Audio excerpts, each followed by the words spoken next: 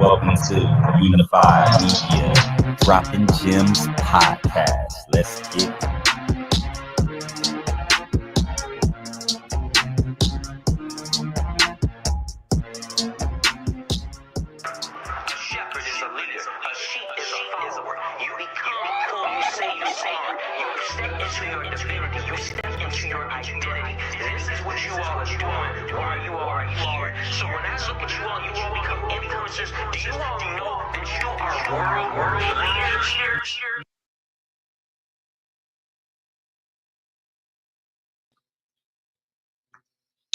Unified Media Podcast, Season 4, Episode 11. We begin this episode with touching base on humble, confidence, and ego.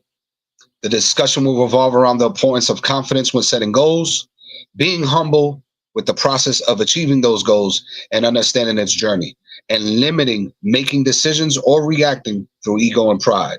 How these things can affect your home and business, because it takes clarity and a shift in perspective to see life in a different lens. Like and share this video to those who will find this information useful. Tune into the show once a week every Sunday, a little after 8 p.m. Eastern Time, live on YouTube, where we have raw, uncut, open discussions that can range with insightful and educational information across the board.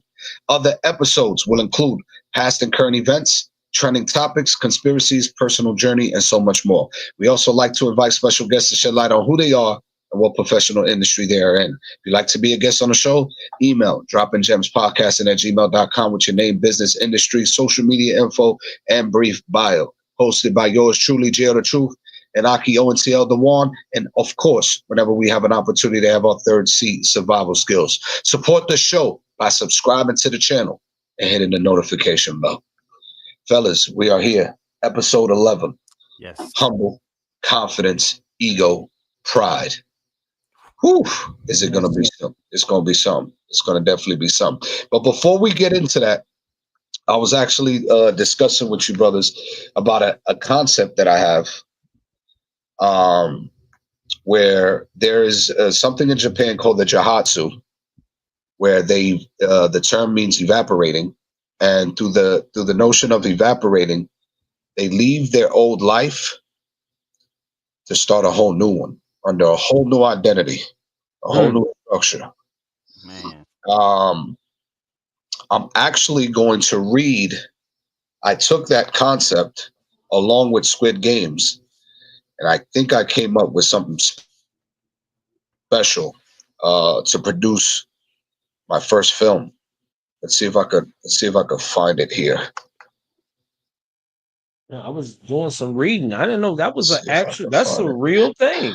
Yeah, that's a real thing, where it is a concept that allows a person to disappear, and that could go for many different things. Maybe you just want a whole new life. Maybe you just saying like, I want to hit the reset button because I don't like the life that's been given me. Or this is probably someone that's been, say for instance, like under a lot amount of stress, say for instance, like with the government or whatever, like, bro, to be able to disappear and reset your whole life, Man, that's some new shit. And that's a job.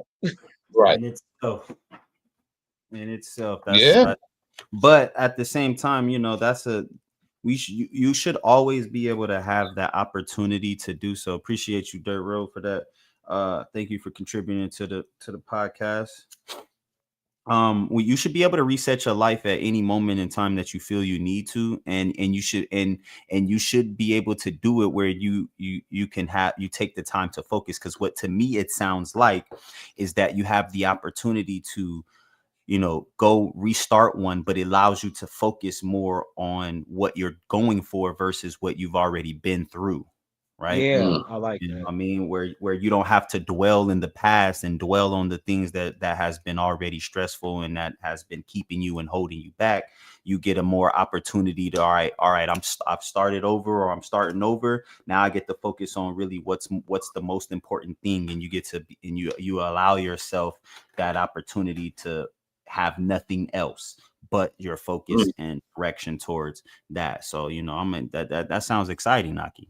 Yeah, no, super exciting, and I wanted to get you guys input, insight, and even get you guys incorporated on a level where maybe some soundtrack, like I said with Aki, maybe some other credits, whether it be acting credit, film credit, producing credit. You never know, executive producing credit. I mean, the opportunities are there, right? Especially Yep. for like I said, 90% of it's going to be in house. So the log line is this. Is the synopsis. When desperate Americans are seeking to erase their past lives, enroll in a mysterious reset program, a game, they discover that each failed challenge doesn't just mean starting over. It means vanishing into a supernatural void when no one ever returns. Now, I have a bunch of possible titles, but right now I'm going with the vanishing point. This is the story structure.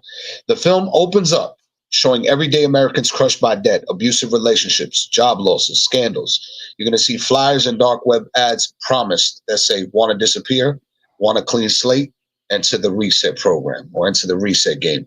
A dozen participants are taken to a remote island, maybe even an abandoned amusement park at night. Each is told they'll compete in a series of games. The winner earns 10 million and a legal new identity, a true fresh start. But here's the catch. Losers don't get to go home.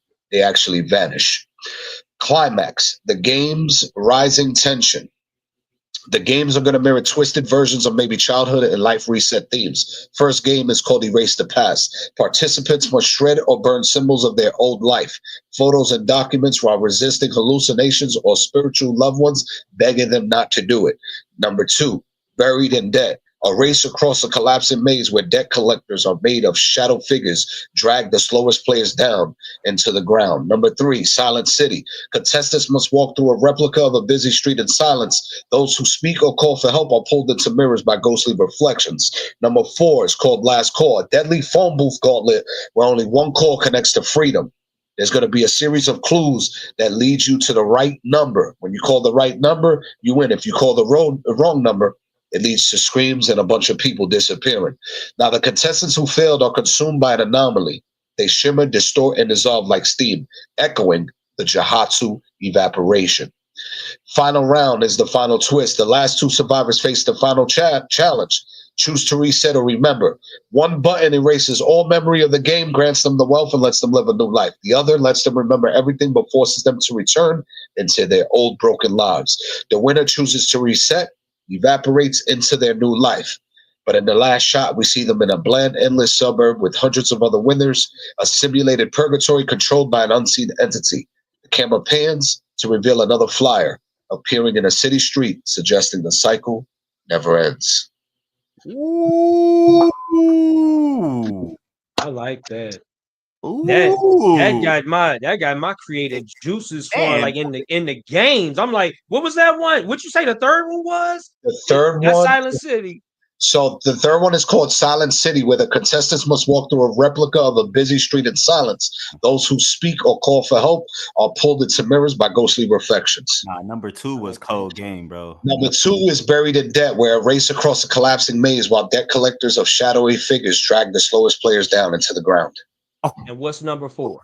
Number four is called Last Call. It's going to be a series of clues that lead you to get the right phone number to actually win. If you get the wrong number, it leads to your demise. So it's a deadly phone booth gauntlet where only one call connects to freedom.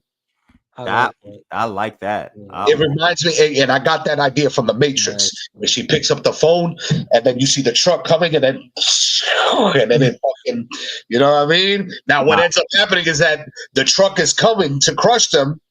If they dial the wrong phone number, they actually don't evaporate to freedom. The fucking truck crushes them and kills them. Some shit. Yeah, some shit like that. You know, so this is my baby. I got it. So I got the storyboard breakdown with visual concepts, how it's going to open up, tone, beat, everything that we need to make the you know, like those suspenseful sounds. And then the series design, it's so far going to be season 1 with 6 episodes. Each episode is going to be about a half hour long. Episode 1 is called The Invitation. Episode 2 is called Erase the Past. Episode 3 is Bury the Dead. Episode 4, Silent City. Episode 5, Last Call. Episode 6, Reset and Remember, which is the final round.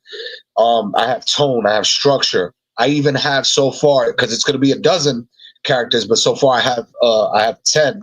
And I have the debt-ridden father with the age, the background, the archetype, the twist, the role of what they're going to be. I got the runaway teen. I got the age group for that.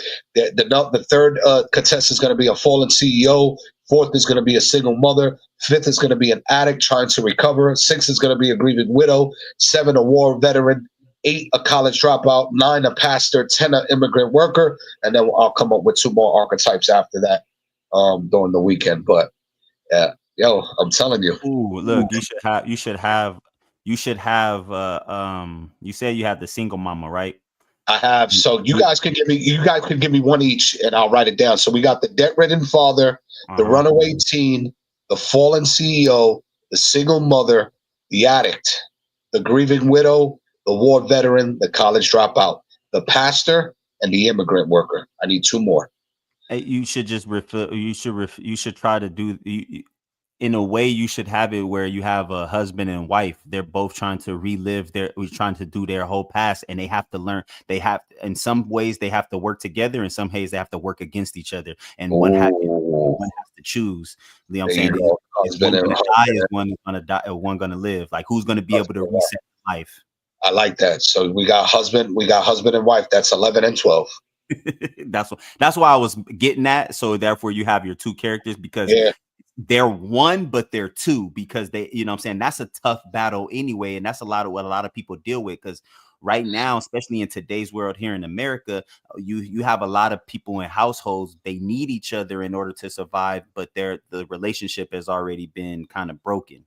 Yeah. So I'll put 11, husband and wife. There's going to, we're going to need, let's get an age group real quick. Age group is going to be what ages? 35 to 40 years old, husband and wife? Yeah. 35 to 40.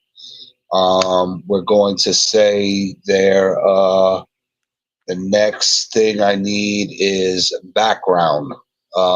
Like where they're from, some type of background, some type of information of maybe where they met.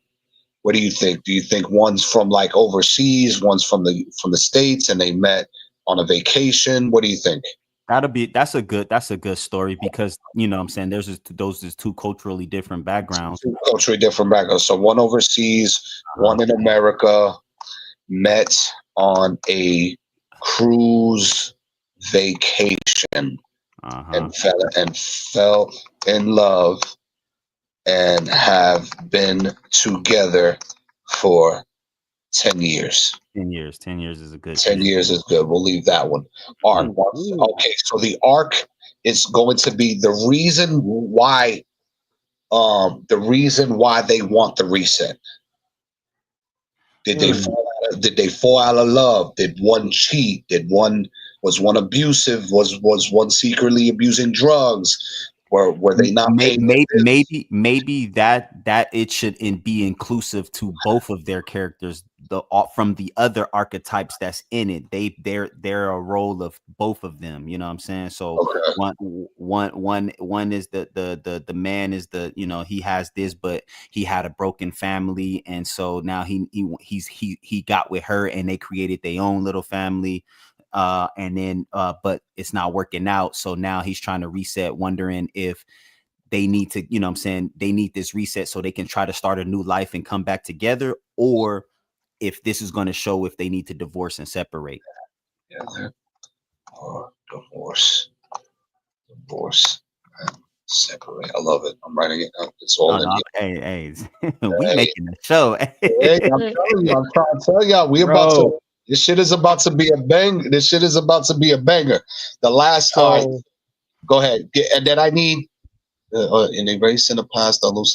Okay, so I need a twist, which means like There's going to be something significant that happens at the climax to each of these characters, but specifically for the husband and wife. What image comes to the husband in terms of like, this is the decision where he makes whether he's going to actually want to reset and start anew, or reset and contemplate resetting and divorcing. Lost the child. Because they lost the child due to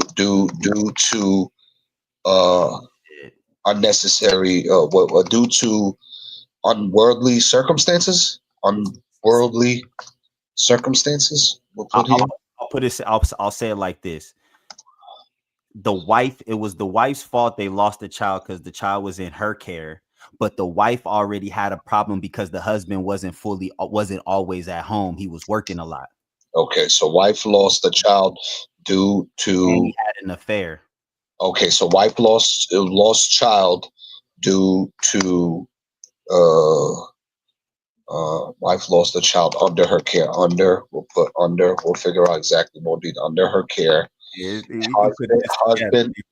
Husband was away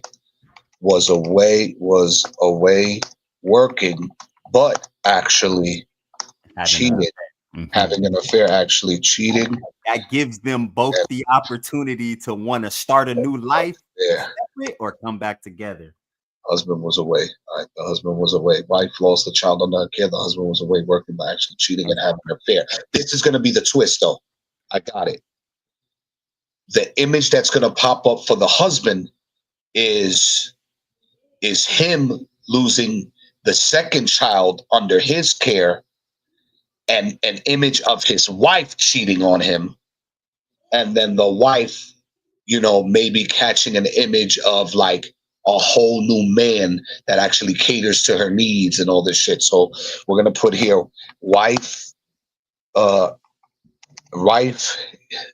gets revealed images of her go-to man, while husband faces images of the wife.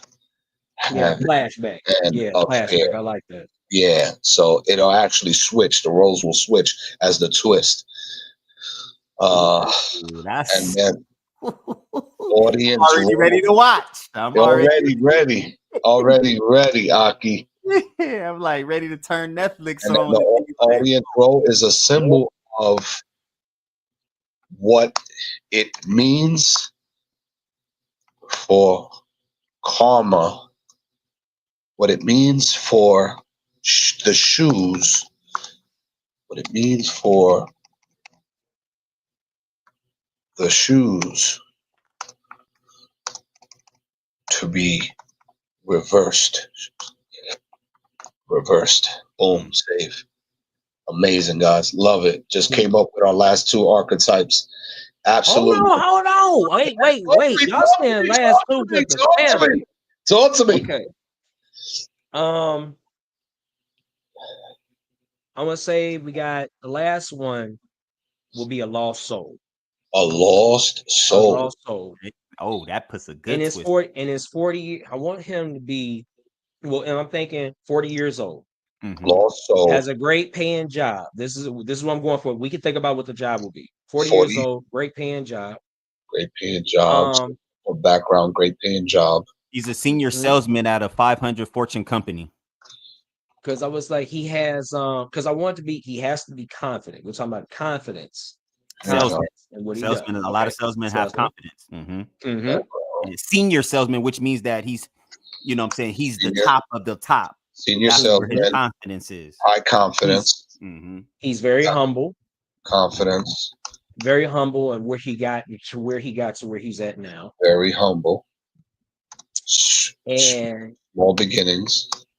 Humble beginnings. Very humble beginnings. Okay. Like basically, he has it all. I want, like, the character I'm going for is a character that already has it all. Meaning, like, why would you want to disappear? So the twist, The twist is going to be a flashback. I like how Dirt Rose said this. Twist is going to be a flashback, but he's got a gun in his head. He's got a gun in his head. Why on earth would someone that has it all, has a great paying job, confident, look like he's well put together and everything he's got, he's put on a mask on. This is going into what we're talking about, ego. Ego is literally a mask that you put on to go and show like you got it. So this twist is there. So the entity is revealing to him what his other life could have been or would have been had he went a different route. So what's happening is the life he's already been, but yes, what's going to happen is the twist is going to be where he does have a gun in his head, where it's going to show what has happened in the past. Because mind you, this character we're talking about already has everything put together. He's going to be the one that we thinking like, oh, he going to win. Like this, the one we really see that's going to make it to the end. But when the entity reveals his past, it's showing what led up to this. That's what it is.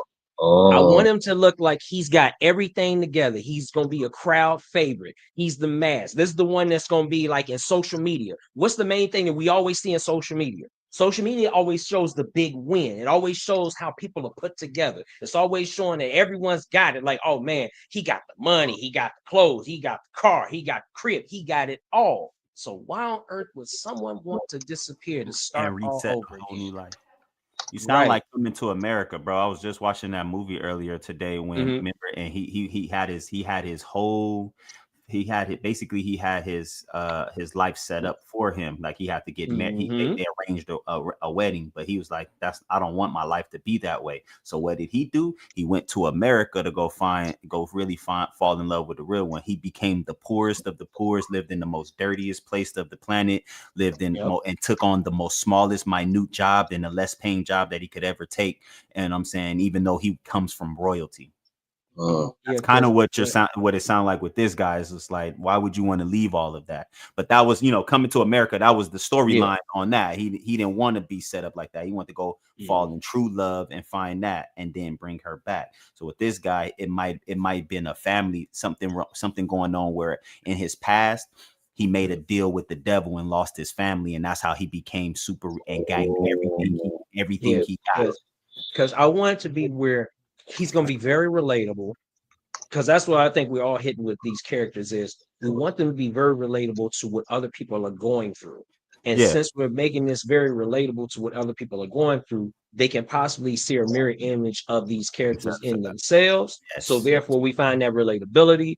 And then it's like, that's why I was saying, like, I want it to be like as flashback in the past, because I know kind of like in the story, it's going to show like, okay, guy, he's got it well put together. He's going to be a crowd favorite. People going to love him. But then with the entity is going to reveal to him is his past. And that's what people are going to find out in the flashbacks. But then what we're wondering is, why does he want to disappear? Why does he want to start all over again? It's like, so this thing could be void. It's just filling the void. So I like that. I'm okay. Yeah, let's put that right there and leave that comment right there, bro. Yeah, so this is what I got. Lost soul, age 40, background, great paying job, senior salesman, high confidence, very humble beginnings. Arc is the character has it all, the clothes, the cars, and the big home. So why would he want to reset? The twist, and then he reveals his past. Made a deal with the devil to get everything he got, but lost a close family member for the sacrifice. You see a gun in his hand. Yep. And that's where it comes for now. And then we'll add. Yeah, we can always edit. Yeah, we can always edit. Add to it, but because we got people in here. We got to go ahead and put twists. Just because they here listening to the stuff don't mean they're gonna get it. Right. And then they already imagining it in their head too. My mind is on 1,000 right now. You have no idea. I love this. I'm glad. Going to my point with all this, which thank you guys for incorporating those archetypes. So where I wanted to go with this is pretty much in order for, and I'm bringing it right back to our concept of today's podcast. In order to produce something of this magnitude, to even come up with these ideas, first I had to have clarity. So I'm gonna tell you step by step exactly what happened when I got on my phone. I was on my phone, right? I saw a post on Facebook. It said Jihatsu evaporation, and I saw a comment that said, "This reminds me of Squid Games." I lost the post because I got out of my phone at a moment of like, holy shit. I think I just missed out. I went back into my phone, lost the post, but remember Jihatsu evaporation Squid Games. I Googled Jihatsu. I Googled the term, and what it told me, based on the Japan, them doing an actual reset, like this is what they actually do in real life to start a new life. And I was like, this sounds like a fucking series. And then I can grab the concept of Squid Games with, challenges and, thriller, horror, something happens to the contestants, boom, boom, and, add our twist for the climax and stuff. So I just started, I did my blueprint and I plugged it into ChatGPT.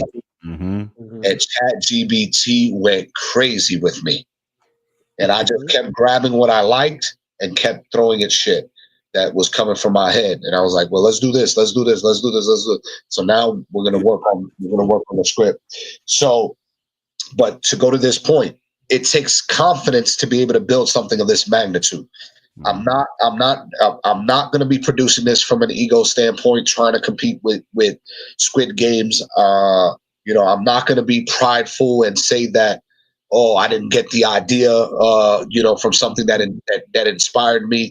You gotta be humble. If things influence you, grab it, turn it into your baby, but then also be humble enough to know where it came from. Yeah, you know what I mean? And announce it and acknowledge that. And now I got a baby called The Vanishing Point, and it's going to be probably my biggest project when the film studio's up and running, and it's going to give me the motivation that I need and take on the necessary steps that I need to actually get the 2 acres of land and get this thing built. Because that baby right there, just getting your reactions and the way you guys already was like, Aki was going off. Boom, boom, boom, boom. Serve was like, well, wait, I want an archetype too. Hey, that's what I do, man. I'm a team. One thing I noticed about me, my name needs to be a producer. My Hebrew name means to be a producer and a fabricator and things of that nature. And a lot of times, what I didn't realize is there's this word called eclectic. That is a word that I first got told about from a verse I wrote a long time ago, but I never heard that word before. And what I realized what it means, it really just means the ability to grab the most highest and the best versions of different things and learn how to put them together and sandwich them together where they flow in a manner, and it's all the same concept, but it's different portions and saying it in different ways. And so because my mind is like that, I work well with teams. I work well collaborating than me being producing on my own. Is because that's how my mind works. I take itsy bitsy things that are specific and put them together, just kind of like how you did. So that's why my excitement became, because look at what you did to even create this whole concept. You seen something and was like, oh, I've never heard of that before. Boom. And then it says something like that. Wait, hold on. You put these two entities together and then added your seasoning to it. You know what I mean? Yeah. And that's how I like operating. I like operating in that manner. You know what I'm saying? Whether it comes from me just sharing certain ideas and then everybody else collaborating, or me hearing something from somebody else and then me adding to it. Yeah. Love that. So we have the importance of having confidence when setting goals. And I'll start with each of you, Aki, first. When you're setting goals, are you setting goals from a standpoint that you're confident in setting these goals? Or are you setting goals in a standpoint where they're difficult to accomplish, but you have the confidence to accomplish them? Or is it a mix of both? Sometimes it's a mix of both. Sometimes it's I'm confident enough, I know I can do this, so then let me try this. But then this is challenging, and I'm not scared to do it, but I don't know if I'm going to be able to fully accomplish this goal. You know what I'm saying? Because I know the challenge that it takes and the amount of work and energy that is required in order to do it. So sometimes it is a bit of both. But what I'll say is that um, I like I've now really tried to take it from a level of, hey, this is going to be challenging, but whatever I got to do it. And I'll give you an example. It's kind of about a necessity too, but the situation I'm going through from a financial standpoint, there's things that I did in my past financially that I knew I shouldn't have done, where in now it's affecting me, and it's affecting me, and it's not just affecting me now, it's affecting my family and everybody around me, right? And and and before, usually I would be like, man, stressed out about it and things like that. But because I have a great support system within my family now, I have the confidence to say, you know what, let's do whatever I got to do. I'm going to do it, and I'm going to stay on top of it, and I'm going to be able to, I'm saying, I'm going to work through it no matter what. I mean, being when it comes down to finance, you have to be someone who's trying to take care of 6 mouths you have to feed, taking care of, yourself plus 5 other people in certain ways. It's challenging. It's a very challenging thing, right? And the amount of money that I could potentially be having or coming from certain places, every time I do get a little bit of money, it seems like it's never for me to spend right now. It's for me to take care of something that's in the past that I didn't take care of before. And so now, because I've been having to deal with this for the past year, it really has built me up that confidence. Like, yo, whatever I gotta do, I'm gonna do it, even if it's tiring. I'm a challenge. Like the other day, I was just very upset because I got hit with another, in a sense, garnishment. Whereas now it's gonna be taking money from me again. I gotta pay something else, and it's just like, oh shit, this is gonna affect X, Y, and Z over here. Now it's like, so how do I get through it? And so then I'm just like, you know what?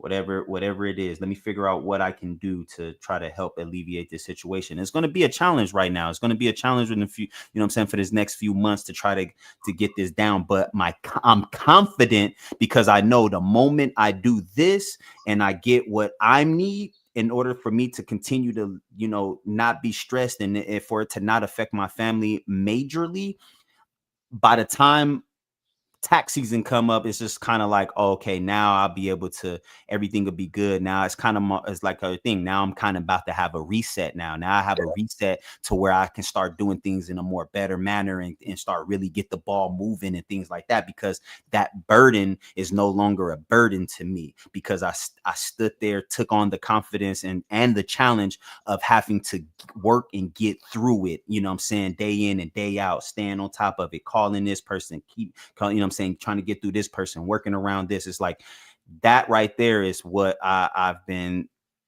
dealing with when it comes down to confidence. So I'm more confident in taking on a challenge and using that confidence to say, you can't give up, and whatever it is not hard. You just gotta have patience and understand what and ask the questions on what it is you have to do, so therefore you can beat the challenge. I love that. Sir, same question. Do you have the confidence when setting specific goals, or is like, do you set goals and say, I'm confident enough to achieve them? Is it a mix of both? Does it have to be simple stuff that you're confident in, or do you set challenges that you're going to go, I'm going to need confidence for this? For the most part, it's a mixture of both. On top of that, it's also realistically, like I want to set realistic goals for myself, something that is achievable, whether that is in a year, whether that's 2 years. If you all know me, one of the things I've always said time and time again is set realistic goals for yourself. Like every single year, there should be something that you're going to tackle and you're going to accomplish it.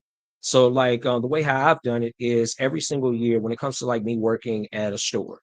When I'm working at a store, the very first thing I want to look at, okay, what do I really want to be here? At first, I'm thinking of myself as like a low level worker, bottom feeder, whatever it is we're going to call ourselves.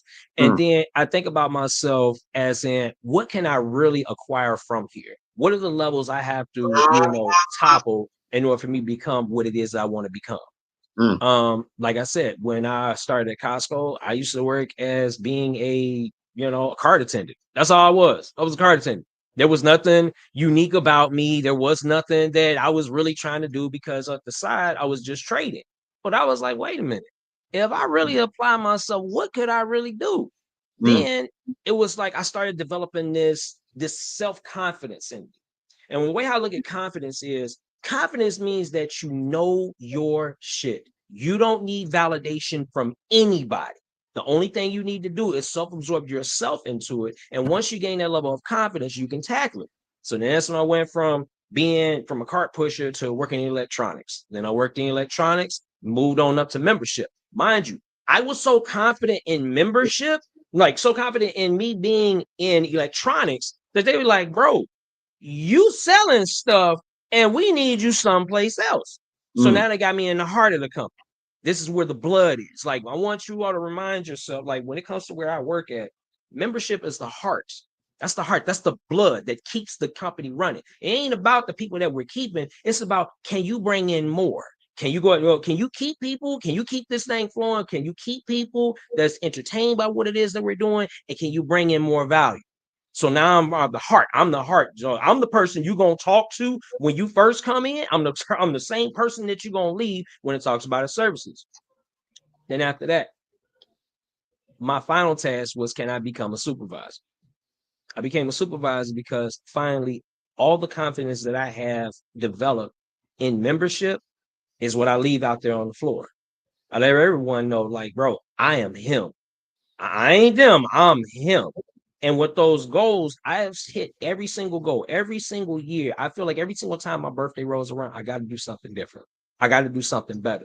The same way, like with the podcast. The podcast that you all see right now, ladies and gentlemen, is not going to be the podcast that you're going to see next year. It's not going to be the same thing because it's always going to be upgrading. That is meaning that we are knocking down and tackling goals every single time.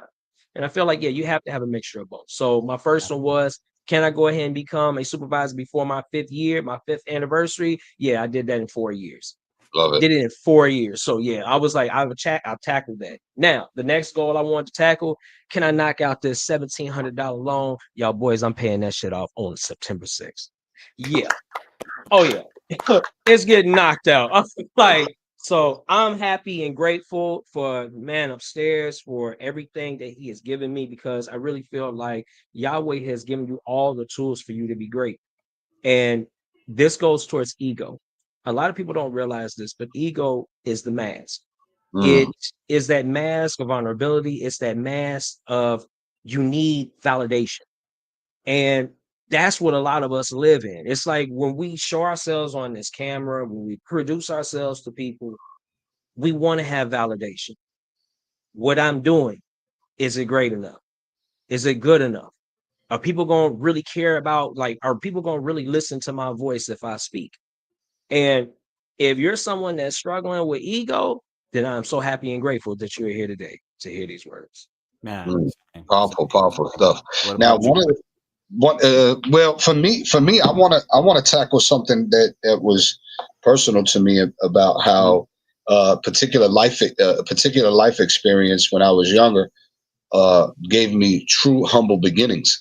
So when I was young, I'd say from the ages of about maybe 15 to upwards of 20 years old, life for me was relatively just fun and games, where I was easily peer pressured by the things that I seen around me, about the environment that I was raised in. I knew that the family was dependent of government checks like Section 8 and SSI and things like that, and food stamps. I didn't want to work, so I was smoking and selling drugs. And at the ripe age of about 18 to 19 years old, I got caught. First, I got hit with an assault charge because I beat up a client that I was selling drugs to. So he tried to do something to my cousin, and I ended up physically harming him. Sent him to the hospital. Got arrested for that. I got a misdemeanor assault charge for that. Then 3 months after that, I got caught for selling drugs to an undercover cop because I was being snitched on by a female that was in the area. So she got a lighter sentence on her case. So she snitched on me, and I got caught selling to a DT. I was selling crack cocaine. I took a plea of 6 months, 5 years probation. When I went to Rikers Island, I was there for 4 months. I did good time. And the reason why I did good time is because I settled with a bunch of the Hispanics that were older than me that kind of taught me on how to survive while I was locked up. And in Rikers Island, I almost had a shake of like life and death situation where I intervened in between two inmates that were fighting over something. I didn't know what was blood and what was a crib, but I just intervened just to disperse the situation. For 2 weeks, every time I was going to get my medication at the time, I was being followed and like targeted. And eventually, Yahweh found a way to shift me to a whole nother fucking section of the prison where I was able to escape that situation. But when I got home and I did the 5 years probation, I met my wife at the time. I was probably 20, and going to jail and having life hit you like that subtly at such a young age, it humbled me in a way that I never knew it would. And I started searching for more guidance from the man above and asking what I can do or who I would need in order to not only recover from that situation, but find my way and find my path. And when I met my wife, not only did she straighten me up and I was able to get work, but that's when I discovered the love for music. And ironically, I'm sitting in a studio, so I end up getting, and this is how you know what you're meant to do is what you're meant to do, and looking at it in hindsight. And I'll take you guys step by step on what happened. I end up getting a job working for a company that fixes the roads, the highways, whatever. Lay down cement, pay on the pavement or whatever the case. We fix the roads, right? Sometimes we'll pick up garbage, whatever the case would be, on the sides of the roads. We did all maintenance shit on the sides, on the roads, on the highways. I meet somebody who's managing an artist at the time and involves me in as a shadow investor / co-manager. So as I'm investing in the artist and co-managing, I'm sitting in the studio hearing this guy rap. And for some apparent reason in my mind, I'm like, I think I could write and rap too. I don't know why. I don't know why. What? I don't know what it was, what I thought I was thinking. I don't know why. I was like, I think I could write and rap too. And I think this is what ended up happening. I think life at that time, I was going through so many changes, trying to find myself and discover my identity, that through the form of writing was therapeutic, because I started releasing all the demons that I had faced until then. How life hit me hard and how life was changing right in front of me. Then I lose the job. I have my firstborn. My grandmother lets me stay in her house. So I'm in the house with me, my wife, and my firstborn, who's an infant at the time, and I'm sleeping on a single mattress in a bedroom being rented out by my grandmother. And it was that moment, fellas, that as I'm writing songs, still pursuing music as pretty much a homeless father and a homeless husband, life humbled me again. Number two, I'm sitting there and I was like, my wife and my son deserve better. A year later, I got on my ass, got off my ass. I got a job, got us an apartment. Now, granted, a series of things probably happened within a span of those 7-8 years, where we went from apartment to apartment to apartment to apartment. And I'm like, this is not conducive or proper to raise my child in, or to raise a family in, where there's no structure. Number 3, life lesson. You need a foundation. Get up off your ass and work harder. That's when I had the life decision where my wife was like, you either gonna go and we're not gonna be together, or you're gonna take the helping hand of your mom and we're gonna work on it. This is me at fucking 7 years ago. I'm 32, 33. I started incorporating myself into acting. Acting was another way for me to escape. I noticed that my creative endeavors were utilized as therapeutic reasoning to escape my reality. So I was using music as a form of therapy to release songs, and then using acting as a form of releasing emotion through the things that I was facing in life. So me being 32 years old, still not having no structure, no foundation. It's when I moved out here to Oklahoma. I'm in my mom's house.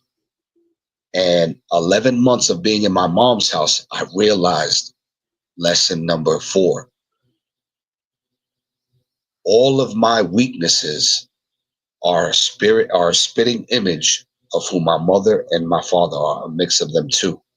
And because I caught it more from my mom than I did my father for some reason, because I'm 32 now catching it. When I was living with my father, I was probably in my early 20s catching it. It didn't quite hit me the way it hit me 10, 12 years later. And I was like, I don't like this. The light bulb went off. I've been an entrepreneur the last 7 years. It's been the toughest, but yet the most blessing thing that I could have faced. I needed to be humble. I needed to be confident. I needed to remove my ego. I needed to not be prideful in order to get to the point where I am today. And I literally wouldn't change any of those experiences because I needed every single experience to lead me to this very significant point. And it's absolutely amazing how life, Yahweh, can put you in a series of challenges in life that mold you to become the greatest, really the greatest version of yourself in the moment. And I want everybody that's tuned in to realize something. And I've said this countless times. Your moment is not who you are right now. This is just a small speck of who you will become. And if you see yourself at a point where you see yourself up here, every step that you're willing to take, you need to go through it every step of the way, bullet point every significant goal that needs to be bullet to get to this point, and chip away at it little by little. But you're going to need clarity, because when you're ego and prideful, I used to blame my parents for all my weaknesses. That was my ego. That was my pride. Blaming another human for the sacrifices that they were trying to make, and they don't even know who they are or what they want out of life, let alone trying to raise me and my sister at the time. Pain helps you grow into who you're supposed to be. Absolutely. So I needed those pain points. I needed to put my ego and pride aside. I even told my mother, and this was not too long ago, and again, we're not talking, and I'll tell you why here in a second, but I told my mother, I said, I want to let you know that you no longer have to live with the burden of the mistakes I've made you thought was your mistakes. That because I chose the decisions I chose to do was a reflection of how you raised me. I want you to know you did the best you can do, and I appreciate and love you for what you did. I made my own decisions. I lived with them, and I learned from them, and I became better from them. What you have to do is you have to learn from what you've done and become better. And she hasn't. I'll give you an example why. And this is ego and pride now. She's being ego and prideful. We're not talking over $250. She hasn't called or texted her grandkids. And I tell my wife this. This is what I tell my wife. If she wasn't a mother the way she should have been, not saying she wasn't completely, but the way she could have been, if she wasn't there completely for me, what makes you think she's going to be there for the grandbabies? It's not going to happen. It's the unfortunate revolving door. But that's pretty much what I wanted to give y'all is that series of everything that led to that point, led to music, led to acting, led to the Billboard, which led to us brothers being connected here today. Like if I would have never gotten that job, which led me to that studio, which led me to that management opportunity to see the artist, I would have never discovered music, acting, or anything else. Yes.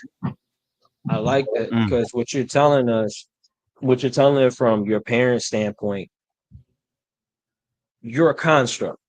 You're a construct of your father, you're a construct of your mom. And like you said, this is what they helped for you. This is what they did to you.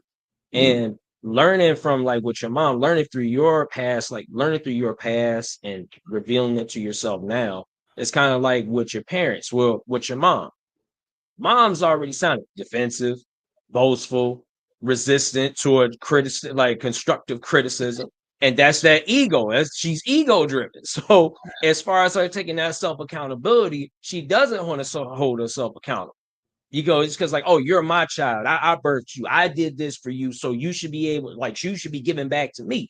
And that's how most parents are. And I'm like, why? Why? Like, you raised me. You brought me into this world. I was like, you brought me in the world struggling. So at least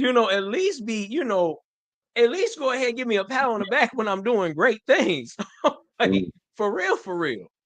Because I didn't have my dad around for me to see like what a actual man does for family.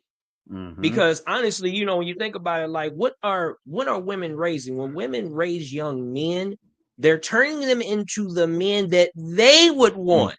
Right. They turn them into men that they would want. So as far as I'm concerned, when it came to me hearing about my dad was really like one of them stepfathers. He would pop up, take me to Chuck E. Cheese, go get my hair cut, be gone. He pop up, take me to Chuck E. Cheese, take me to get my hair cut, be gone. I was like, Pops, what you gonna do? Come make sure I get my hair cut, take me to Chuck E. Cheese, be gone. I'm like, damn, do you love me? All right. I get it. I get it, bro. And being humble. I'm glad that you were humble enough, JR, to say, like, you know what? I've learned from this. This is not who I want to be. And finally, I'm gonna go, like you said, I'm gonna hold myself accountable and say, thank you for what you've done, but I got it from here. Yeah. Don't worry about it. And that could have been, and this is the thing, what I want everybody to realize is that in circumstances like that, my life and any decision you make could go a totally different direction. So after I got locked up, I could have said, you know what, fuck it, I'm gonna keep selling drugs. They say statistically that 80% of the people that get locked up again, and then again, and then again. It's the revolving door that the system has set up for you. You know what I mean? And that's those type of 80% that you're about to go right back. That's a high level. You know what I mean? That means you are there is, and this is where the system fails you. Even the prison system. Why aren't the programs being, of rehabilitation being applied? You know what I mean? Like healthy rehabilitation, things that are going to turn, these people that go into prison, turn them into civil citizens. They don't want that because there's no money in that. There's no money in that. And that's the Look, I want to shout out this dude. I don't know if y'all ever seen him on Instagram but he blew up really during the pandemic time. His name is Vic Blends. I just seen a post of him the other day where he used to give out free haircuts, and in his free haircut, he used to get to know different people and whoever hair he was cutting, and he would make them feel good, make them feel presentable, and everything like that. Well, he was doing that since the pandemic. He just released and opened up a school for prisoners on how to become barbers. Like that. So while they're in there serving their time, they're going to school on how to become an entrepreneur. But one of the things is learning how to cut and do hair. So whenever they get out, if they have that opportunity, which majority of them does, they can now go and have the confidence to go restart their life again. But from this from this genuine perspective and something that I honestly know how to do, and then they'll be able to really take that skill and make a better life for them and their family. I seen that was so inspiring to me because, you know, although I've never been to prison, I've been to jail, which are two different things. If whoever don't know, those are two different places. Prison and jail are two different things. They sound the same, but they are two different things because their level is different. Prison, they offer a little bit different. Jail, you're really a slave in there. Prison, you get the opportunity to serve your time, but it's a little bit more, you know, it's not as rough, and depending on where you go to prison at, you might not have as much because there's a little bit more freedom in certain things. But in jail, no, you're dealing with everything. You're dealing with the roughest of the roughest. You're dealing with a lot of the things, and because people have those potentials where you get the opportunity to get out soon. Prison, you're going in there, you take it, you're stretching your time out. In jail, you get a little bit of time. You're doing increments of time. Right. Prison, you going to prison, you're stretching your time out. So that means you're going to be there for a year plus. Yeah.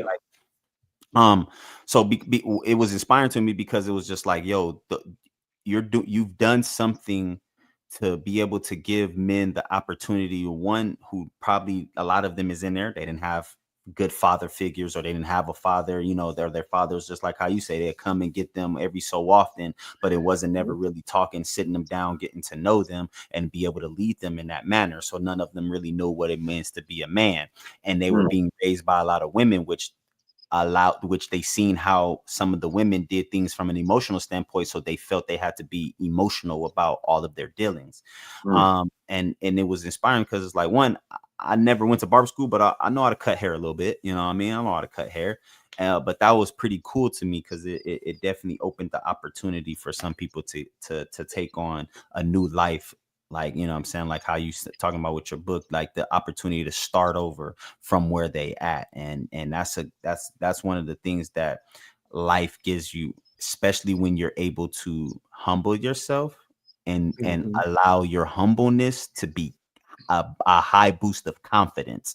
Like you're confident enough to do something, but you're humble enough to know that, one, you need help, or two, it ain't because it's just not you. You know what I'm saying? You needed that clarity, that idea, that ability to step by step play to get to the next level. So you have the confidence to take on the challenges. So, you know what I'm saying, you can, you know, win or beat the system in such a way. So I love that. Thank you for sharing that, Aki, because, you know, that helps. And I love this platform because, you know, although we talk about a lot of different subjects, the fact that we always incorporate our personal experiences, this is therapeutic to me.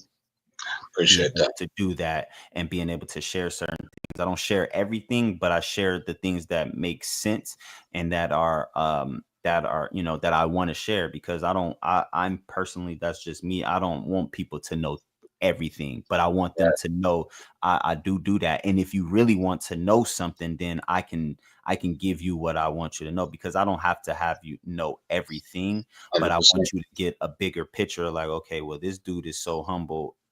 It's okay for him to have a private life, because everybody's not equipped to have everything about you. But I'll tell you about some struggles that I went through and how I overcame them easily. Because that's my purpose and mission out here anyway, is to be able to give my testimony as to what I've been through. So in listening to that, you figure out a way to get through what you're getting through. Absolutely. I appreciate that.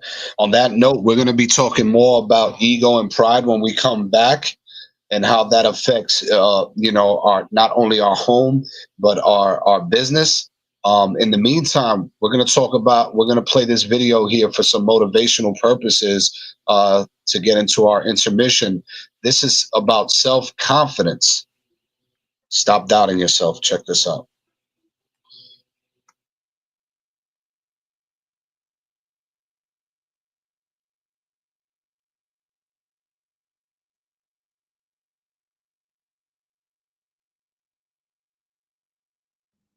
Grammarly now uses AI to help you write, not just revise. Type a prompt and generate a... Most people allow their fear of failure, 80%, allow their fear of failure to outweigh their desire to succeed. When you're willing to fail again and again and again, when you make up your mind to become unstoppable, when you make up your mind to become a no matter what person, then that will then give birth to a part of yourself that you don't know right now. And the question is, if you died today, what dreams, what ideas, what talents, what books, what music, what leadership, what voice will die with you? Will it be easy? No. Will it be challenging? Yes. So you got to prepare yourself. You've got to develop yourself. As long as you're breathing, you got some more work to do. There's something else for you to achieve. Guess what? You're going to make some mistakes. You're going to make a lot of mistakes. What I've come to appreciate when you're working on changing your life, changing some bad habit, getting out of addictive situations or relationships, or working to build a dream or making a difference in our society, it's hard. See, a lot of people, because of failure, they stop believing. Let me share something with you. You will fail your way to success. Yes. 8 out of 10 millionaires have been financially bankrupt. You will fail your way to success. It doesn't matter how many times you fail. It doesn't matter how many times people tell you that you can't do it. It doesn't matter if you don't have a dime in the bank. You will fail your way to success. The challenges that you face, they're going to do their best to take you down. Do not let them. Stand up, dig in. Line up those problems and confront them. Face them. Fight them. Do not let them bring you down. In fact, let those challenges raise you up. Let them elevate you. Let their demands and their trials make you stronger. Let the adversity you face today turn you into a better person tomorrow. It's not over until I win. Not over till I get through. Not over till I get over. Not over till I get what I want. Door can't open today, look out. I'm going to come back and take the hinges off. That's how you got to do that. You've got to have that kind of courage, that type of determination. If you want to make it happen, it's you. But you've got to take personal responsibility to make it happen. You may lose a family member, you probably will. Somebody may get cancer. Your business the government might change the rules. They might change things radically that you can't even do anything about it. You might go bankrupt. You might get divorced. I don't say anybody will, but no one knows what's going to really happen in your life. Life's full of uncertainty, but here's what you can know. You can decide no matter what happens, you can have a great time. If somebody like Viktor Frankl can be locked up in Auschwitz and come out of that and experience finding joy in the middle of Auschwitz, then human beings have a capacity they've undersold themselves on. We think that the outside world determines how we feel. If people have to behave a certain way, if your husband or your wife or your kids or your coworkers or whoever, your boss, has to behave a certain way for you to be happy, and if they don't, you're unhappy, then you're always going to be unhappy, because the more people around you, the more they're going to change that, because they're all human, right? And if you have to be a certain way to be happy, you're going to violate it too. So my invitation is, as great as it is to achieve, more important to enjoy. And if you can enjoy every moment in that state, when you're feeling loving and playful and passionate and curious and awe, you treat other people 100 times better than when you're feeling frustrated, pissed off, overwhelmed, worried, stressed, or feeling sorry for yourself. You're going to be a better parent, you're going to be a better lover, you're going to be a better business person, you're going to have a better life. So my soliloquy is, decide. I realize that to have the level of success that I want to have, it's difficult to spread it out and do multiple things. It takes such a desperate, obsessive focus. You really got to focus with all of your fiber and all of your heart and all of your creativity. There's no easy way around it. No matter how talented you are, your talent is going to fail you if you're not skilled. You know, if you don't study, if you don't work really hard and dedicate yourself to being better every single day, you'll never be able to communicate with people, with your artistry the way that you want. You're going to have to move ahead in spite of your fear. All right? I've said many times that every major decision in Saddleback's 42-year history that I had to make, I was scared to death to do it. I just did it anyway because I was not going to let fear dominate me. We're going to do the right thing. Never let fear stop you. Courage is not the absence of fear. Courage is moving ahead in spite of your fear. If you're not afraid, you don't need courage. You only have courage when you're scared to death, and you do it anyway.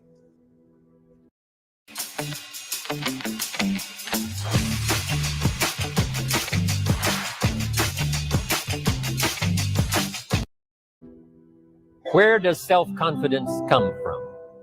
And this is the best advice I can give you on that. Not neglecting, first of all, the small daily discipline. Self-confidence really comes from feeling good about yourself. And one of the best ways to feel good about yourself is at the end of the day to know that you poured it on. You did your best. If you conducted a meeting, you did the best you could. If you made a phone call, it was the best phone call you could possibly make. If you wrote a letter, it wasn't a casual letter, it was your best letter. At the end of those kind of days, when you feel good about yourself, self-confidence starts to rise. I'm asking you to stand at the door. I'm asking you, whatever threatens you, threaten it back. Whatever pushes against you, push it back. Whatever wants to overwhelm you like a father, stand up, take control, and do battle with your enemies, wherever you find them. Now here's one more. We must also deal with the enemies within ourselves. Some of the enemies are a lot closer than that. They are within. And I want to give you a list of some of the things to watch out for when you get back home, called enemies within yourself. Here's the first one, indifference. Whatever you do, practice not being casual. You've got to shake off sometimes the lethargy that would say, oh, well, maybe it's not going to work for me. Don't be casual. Casualness creates casualties. You've got to deal with it. Indecision is called the thief of opportunity. Make decisions even if it's a wrong decision. Do the very best you can, make a decision and go with it.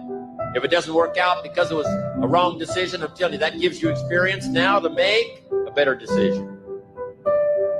Here's the next one, doubt. We've all got to deal with the enemy of doubt. Cynicism has a unique way of crowding in on all of us. Being cynical about society, being cynical about the past, cynical about the future. I'm asking you, don't let that disease grab you by the throat and ruin your chances to do well.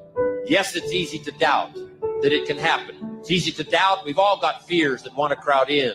And here's one of the worst ones of all, and that is to doubt yourself. Don't doubt your own ability.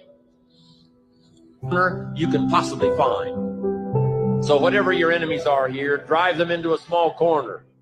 Here's the next one. Over caution. Hey, in the spring, if you're too cautious, you never will plant the seed. If you're too cautious, you won't take the chance. If you're too cautious, you won't step out front. Make this note. You got to take Check out our other chance. motivational videos Drive that your will help you turn tendency life to be too into cautious. positive Drive direction. it into a small corner. Yes, you can't be gullible. No, you can't go for everything. Yes, you've got to be careful. Yes, but don't be so cautious that it paralyzes you. Don't be so cautious that it restricts your chance to do better. See if you can't conquer that. Here's the next one. Pessimism. Yes, there's the dark side. Yes, there's the problem side. Yes, there's the difficult side. But I'm telling you, it's not the only side. Yes, the glass is half empty, but it's also half full. Yes, there's the dark side, but there's the light side. Yes, the night comes, but so does the day. I'm telling you, don't be afraid of both sides, opportunity and difficulty, chance and danger. Learn how to handle it all. Now here's the last one. You've got to deal with it. I have to deal with it. We all have to deal with it. And that's complaining. Yes, there's room for a legitimate complaint. But here's what I'm asking you. Don't let complaining master your life. If you become a chronic complainer, I'm telling you, nobody wants to be around you. Chronic complainer. I wouldn't want you for a business partner. Don't let complaining conquer your life. What I would call leadership leanings. They would have a tendency to lean or be gifted in that area, just like somebody's gifted in music or whatever. So I think that starts it, and I think I have that. But then I grew up in a leader's home. In fact, my father is 98, still living. Whoa. And in fact, until 2 years ago, was still working full time and was a terrific leader. So I grew up in a culture and environment of leadership. And so when I look at myself where I am today, so much of it was caught from not only my father, but I've had great mentors throughout my life. In fact, while we're out here in Los Angeles, every time I come out here, I think of John Wooden. Great stuff, guys. Great stuff. Self-confidence, motivation. There's definitely some key points on there that are extremely valid, like complaining. Don't you can complain, but don't live in it. It'll literally ruin your life. Look, I'm gonna say this, Aki, because I have some friends that I know that are kind of like my brothers and stuff like that. That confidence, that self-confidence, it allows you to shift your perspective on anything you're challenged with, because what you see as a moment of weakness and complaint, it shifts your mind to a more focused on opportunity and creation. Right? Because I have some friends that, and this is for Michelle and her comment, that our parents do the best that they can to try to help us become confident, right? But due to whatever circumstances you're in, sometimes your parents don't know exactly how to help you in their confidence if they're lacking their self-confidence. And so what happens is you get to blaming them for certain things. And then when you get to blaming them and still are making the mistakes you are making, you have now hindered your ability to grow. And what happens is you start looking at your parents in the most disrespectful, negative way. Huh. And because now you're blaming them for things. And I feel bad now. I mean, I used to do it too, especially when it comes to my dad, because I always felt like he could have done more, could have done better, when in reality he done everything I actually needed. And I'm now raising my son, seeing I made all the decisions to the point where I'm at right now. I made those. He actually was telling me how to not get here. I didn't listen. And so what I'm saying is, when you don't want to listen, regardless of what your parent doing, when you don't want to listen, because a lot of times what happens is parents, they're going through a situation and they're telling you about the situation, or you get to see them in such a situation and they're trying to tell you exactly how to avoid it. But right, because you're watching them go through the situation, sometimes you internalize it as, yeah, maybe I don't want to go through that, but you find yourself still in a position of going through it, just in a different manner, not the same way your parents went through it, right? And then that's where you get to blaming them, because now it's just like, you did this way and I did it this way, and and it's just like, no, sometimes they're trying to forewarn you, and whether you go through the same that they went through or not, you're going to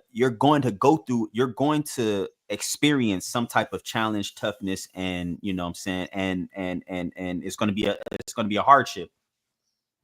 Our parents' job, and that's with anybody, is to help assist in any manner that you can, whether that be information and advice, whether that can be, you can financially assist them, whether you can physically maneuver them from one place to another where they can, be out of the situation, or you physically put something in the way that challenges them so that it doesn't hurt them, but you're able to guide them still from a distance. Like you're setting challenges up in your child's life that makes them have to become accountable for themselves. And a lot of children hate parents that do that. Me, I used to hate my parents that did that, especially my dad. But now I understood he did that, and he did that for good purpose. And now I realize you only was helping push me to a level.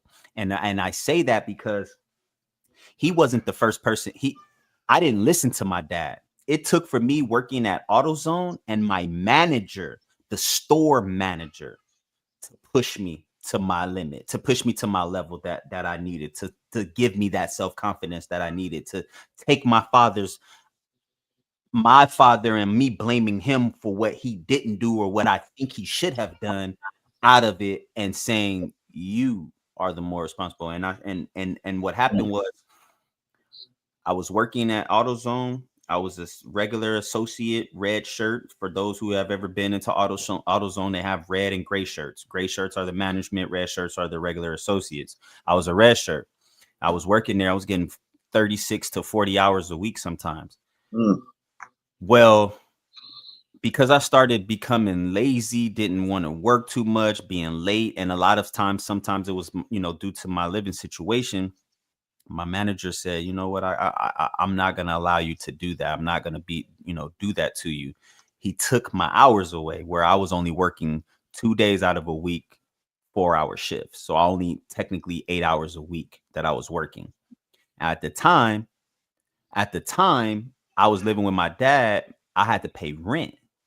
So, and that was my dad's way of showing me and teaching me that no matter where I go in life, I'm going to have to pay to be there, or to put myself in a position. I'm going to have to pay for me, to be responsible for something. I'm going to have to be taking care of responsibility. And it was a lot. So what ended up happening was, because he did that and I started seeing my pay decrease, I had to pay at the time, I think it was like $250 or almost $300 a month to stay there. And I went from making $900 a month to making only about 150, 180. What? Yeah. And that was like, oh, but what he did was, I told my dad, because, it's like, hey, Pops, you asking me to pay this, my hours is gone, it's taking like this. And he was like, so why did he take your hours? What's going on? My dad and the store manager ended up talking. When he met my dad, it was more like a man and another man, like, hey, look, your son is out here not doing what he needs to be doing here, which I'm pretty sure he's not doing what he needs to be doing at home. And that's why he messing up over here. So this is why I took his hours. He got to earn them back. So then, we had that conversation with my manager, went home, had the conversation with my dad. And my dad gave me that real deal. He's like, I don't care what. Now you got to figure out how you still gonna pay me with mine. I'm a lessen it, but now you still got to pay me. So what ended up happening was, because I was only bringing home that 180, I had to give him the whole 100, and I only had 80 to work with. I still had to have gas to go to work. I still had to try to figure out some way to eat. I still needed to be able to take care of my own bills. You get what I mean? So I was working with nothing. I know that humbled you, and then this would probably this haunted you right here. I know this probably haunted you right. Build a website you love. Hold on. With Wix. I know this. After being 100 and getting back down to 80. And here's where I'm that going. Boy had to get into the zone. I had to. What happened was, those hours I worked, I had to do that, and I worked like that for a whole month. So for 4 weeks, I only worked 16 hours in that whole month. That was the worst of the worst of the worst, because I couldn't do nothing.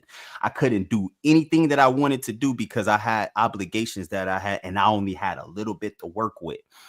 So I hustled my ass off went up in there. I was working every day. When I did have it, I was doing everything. I made extra sales. I was helping so many people out. I was getting tips because I was going outside, taking batteries out of the cars, putting a new batteries in, changing windshield wipers. I did everything that I needed to do.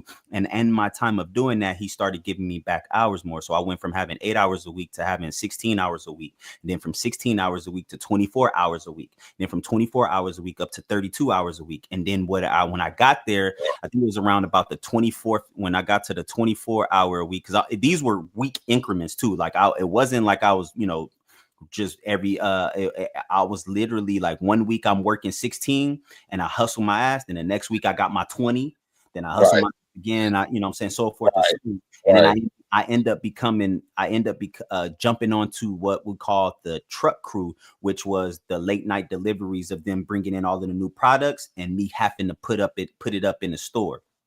When I say I worked my ass off, bro, I did that for about 3 months. And after the 3 months, I got promoted to a manager. Wow. Because he seen the potential in me and knew what I could do. Crazy. Knew I needed to get there, but I needed that push because I was lackadaisy. I'm just chilling. I'm a little 23-year-old, 24-year-old kid at the time, but had way bigger, better potential than I thought I was. I didn't even I wasn't confident. I was just working, you know what I mean? Like I'm just making money because keep my dad off my ass and to try to have some fun, doing what I do at 24. You wanted more than $80 in your pocket. That's what it was, Aki. Even more, bro. Even more so, it was like, you know what? I can't survive. I can't do nothing out here with this. What the hell I'm gonna do with this? I could barely even feed myself. You get what I mean? And then sitting there having to, being at home. Yeah, I was eating at home, but it was bad because if I wasn't at work, I'll put it to you like this.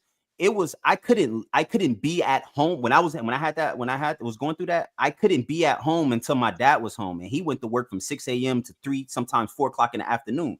So the days that I didn't have to go to work, I only was able to go home to take my siblings from school and pick them up from school and take them home. I couldn't be in the house until my dad was home, bro. Do you know how that made me think? I'm out in the streets running around trying to figure some shit out.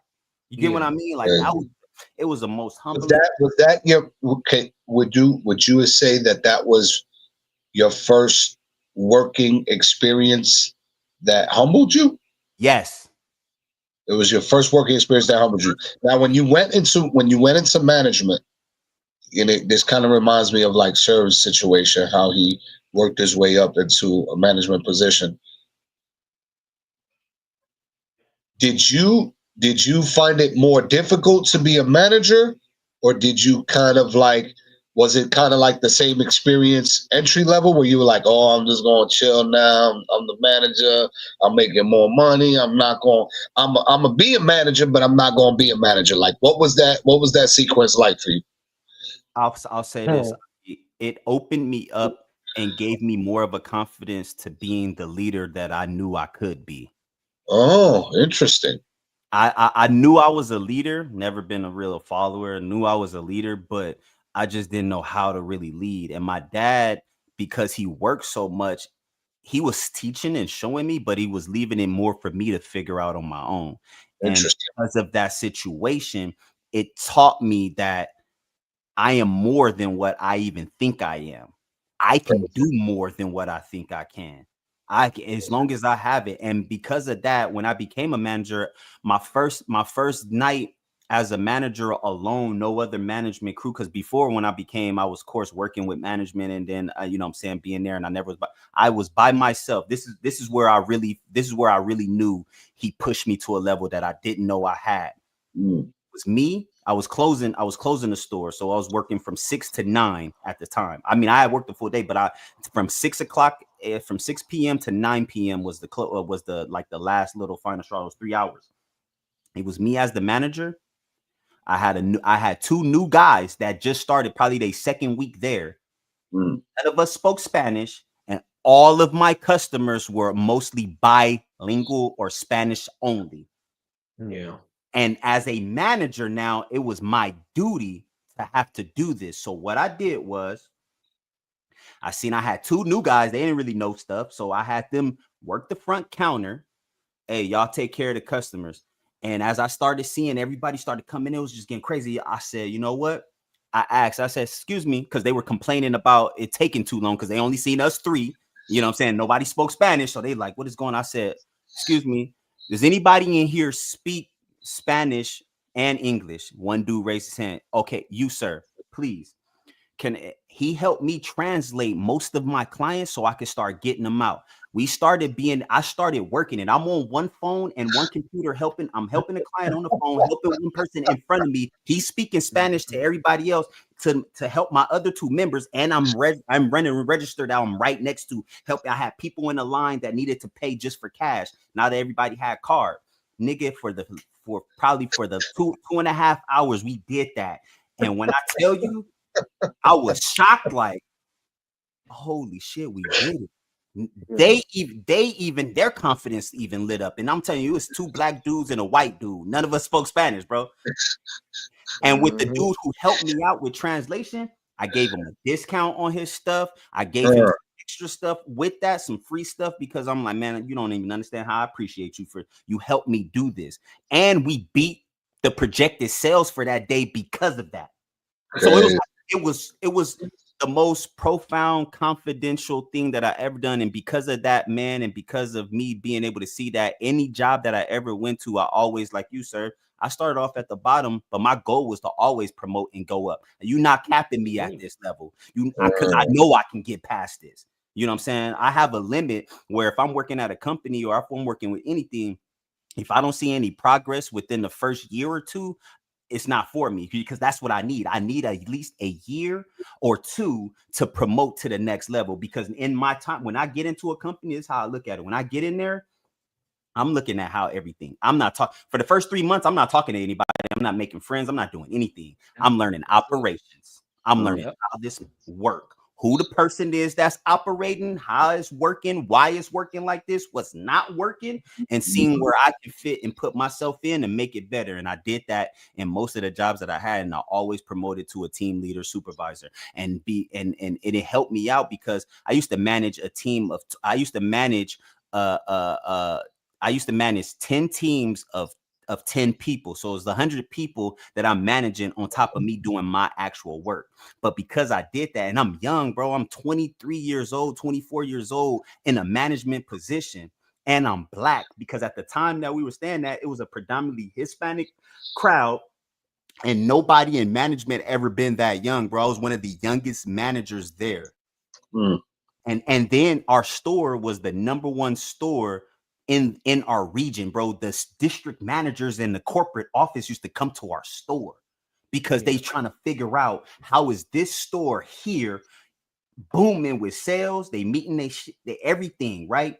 And we getting it, but you had 3 black men and 1 Hispanic woman running that motherfucker like it was the best. They used to just come in and just be so amazing. We had people come in and buying us lunch because when they walked in, they seen people that look like them in management positions and running it.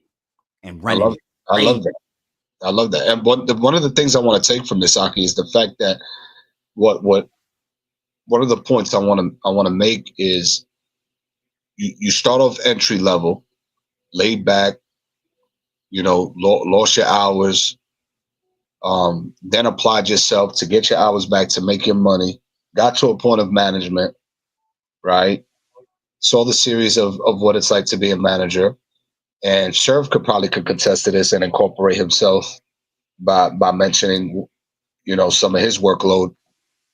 Is it safe to say, fellas, that when you are, whether it be entry level or management position, but when you're in a series of workload, trying to figure out a solution, you create the solution on point, right? Accomplish the day-to-day operations or accomplish the goal for the day. It boosts your confidence. It does. So you need what everybody needs to understand is that you need a series of workload You need a challenge. Mm-hmm. Then you create a solution to get to the objective, accomplish the objective, which then boosts your confidence. You need that sequence right there. I needed that in the most profound and most humbling way, bro. I needed that. I'm telling you, I needed that, because if he did not do that to me, man, I wouldn't have been able to feel confident enough to stand in that. Like now, even no matter where I go, can't nobody tell me what I can and can't do. You can't tell me that. You can't tell me I don't know how to run a team. You can't tell me I don't know how to operate. You can't tell me I don't know how to talk to certain people, how to talk to a group all at once, and then how to individually talk. You can't tell me that, because then when at my other jobs, when I worked at Honda, I had to do the same thing. And this is a call center. I'm the one at de-escalating phone calls, right? I'm not the one telling people how to de-escalate a phone calls. I'm the one showing them, hey, you don't need, listen, this is how you're going to de-escalate the situation, because they're going to say this, this, and this, and that. And all you have to do is remind them of this, this, and that without being disrespectful. You want them to talk, let them talk. And then when the opportunity presents itself and it's your turn, you have to reassure and reiterate to them, hey, I'm here to help you, and this is the way I can help you. But if you're going to be coming at me in this negative manner, then my ability to assist you is limited. Like, I used to have to tell them these things, right? Which then I led to at the job that I worked at in Santa Monica with my wife, where I started off entry level, doing my little thing, sweeping and picking up. And I seen where it was a need of my confidence, my ability, and my training that I got, where now I had the opportunity to teach and do others. So I became a team leader of a whole team of more than 100 people. And I also became the trainer in the scenario training, where I got the opportunity to teach people how to build their own confidence when they out in the field, right? You know what I'm saying? So I got to show them exactly how to do it. And because, like I said, because of that one moment at the age of 23, bro, I learned nobody can tell me what I can do, to the point where a lot of people took my confidence as arrogance, bro. And I'm telling them, like, what are you talking about? I'm not cocky. I'm not none of that. Oh, if this is how you think it's because you're scared of my confidence, and you scared that because I know I can back up what I'm saying, you don't like that. You know what I'm saying? And then you're looking at me, you're already judging me because I'm black and I'm young. So you think I'm like this, and you're not even really realizing I know who I am now. You know what I mean? So yeah, that right there is just to tie in back to it. You can't blame your parents for nothing, man. You can't blame anybody but yourself for what you do, what you lack, what you ain't doing, what you can. You can't blame nobody else but yourself. You have to take accountability, and you have to be able to sit back, because you're going to get put through a series of events where you're going to have to show proof and show forth that you can do it. And that's where you need that confidence. From there, like, I had the confidence. I lose it here and there. Now I won't necessarily lose it.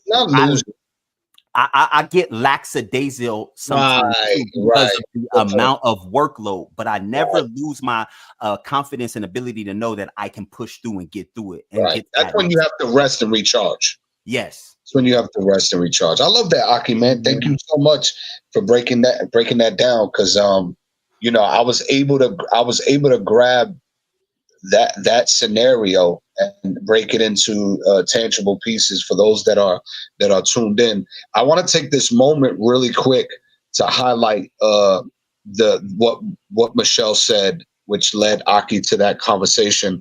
My oldest daughter is going through a rough time right now, still blaming me and her dad for the falls in her life. It breaks my heart, but I did the best I could, but it still gets me down. Now, Michelle, if you're still tuned into here, I just want to let you know that if you know your experience is that you and your husband have done the best the best of your ability to raise your child, it is not your fault that your child feels that way. That's your child that needs to sit down, have a reflection within herself, because right now what she's battling is that she hasn't discovered herself yet. And because she hasn't discovered herself yet, she's blaming everybody else for her undiscovery. The minute she discovers who she truly is and then molds herself in a way to become the best version of that, then she's not only going to appreciate what you've done for her and what your husband has done, but she's also going to appreciate that that was the necessity needed just to get her to that point. So I don't blame my parents for putting me or for raising me the way they did, or not being present at certain points in times. Life was life, and what I have to realize is that no matter what, I was in a series, in a moment in my life where certain things were happening around me, and because I was young and inexperienced, I had to experience good and bad. And then what makes the difference is, did you learn from the experience? And once you learn from the experience, what were the learning factors? What were good? Okay, we're going to apply the good. What was bad? We're going to stay away from what's bad. And it's simple as that, right?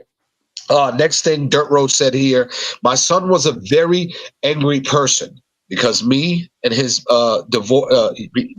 my divorce years ago, or the divorce years ago, but my pastor gave me the best advice. If you're grown, love them from a distance and pray for them. So because they got the divorce between him and the son's mother, there was a void that left the son distasteful with the dad. Not even and listen, when a divorce happens, the children can't blame anybody. First, the children have nothing to do with the divorce. They don't. That has nothing to do with divorce. They're loved unconditionally. You would hope so, right? Second, it's not their place to feel like they need to even be involved in the decision of a divorce. Because at the end of the day, if they truly understood any notion of anything, it's, I gotta love both my parents, whether they're together or not together, and it has to be in the best interest of the parents on whether they should stay together or not be together, because what's healthy is healthy, what's unhealthy is what's unhealthy. And if I want my parents to be in good spirit and be healthy, if that means separating, then it means separating. If it means them staying together for them to be healthy and work on it, then that's what it means. We're going to work on it and be healthy. Go ahead, Aki, you wanted to say something? Yeah, no, what I was going to say was, like, I heard this comment from DC Young Fly was that you gotta sometimes as children we don't realize our parents had lives before we came here, and a lot of times sometimes we do come from our parents just having fun, and they not intentionally wanting that, but it happens, and so they have to rearrange their whole life around that you're here now. And so we have to be, as children, and I say that to anybody, you have to be able to allow your parent. You got to remember your parents had their own lives before you got here. They had to do the best that they can because you were here. Yes, you didn't ask to be here, and sometimes they wasn't trying to have you be here. You know what I'm saying? But that experience happened because you are here now. They needed the opportunity to see life from a different lens and learn to grow from what they were going through while raising you, and it gave you the opportunity to see what you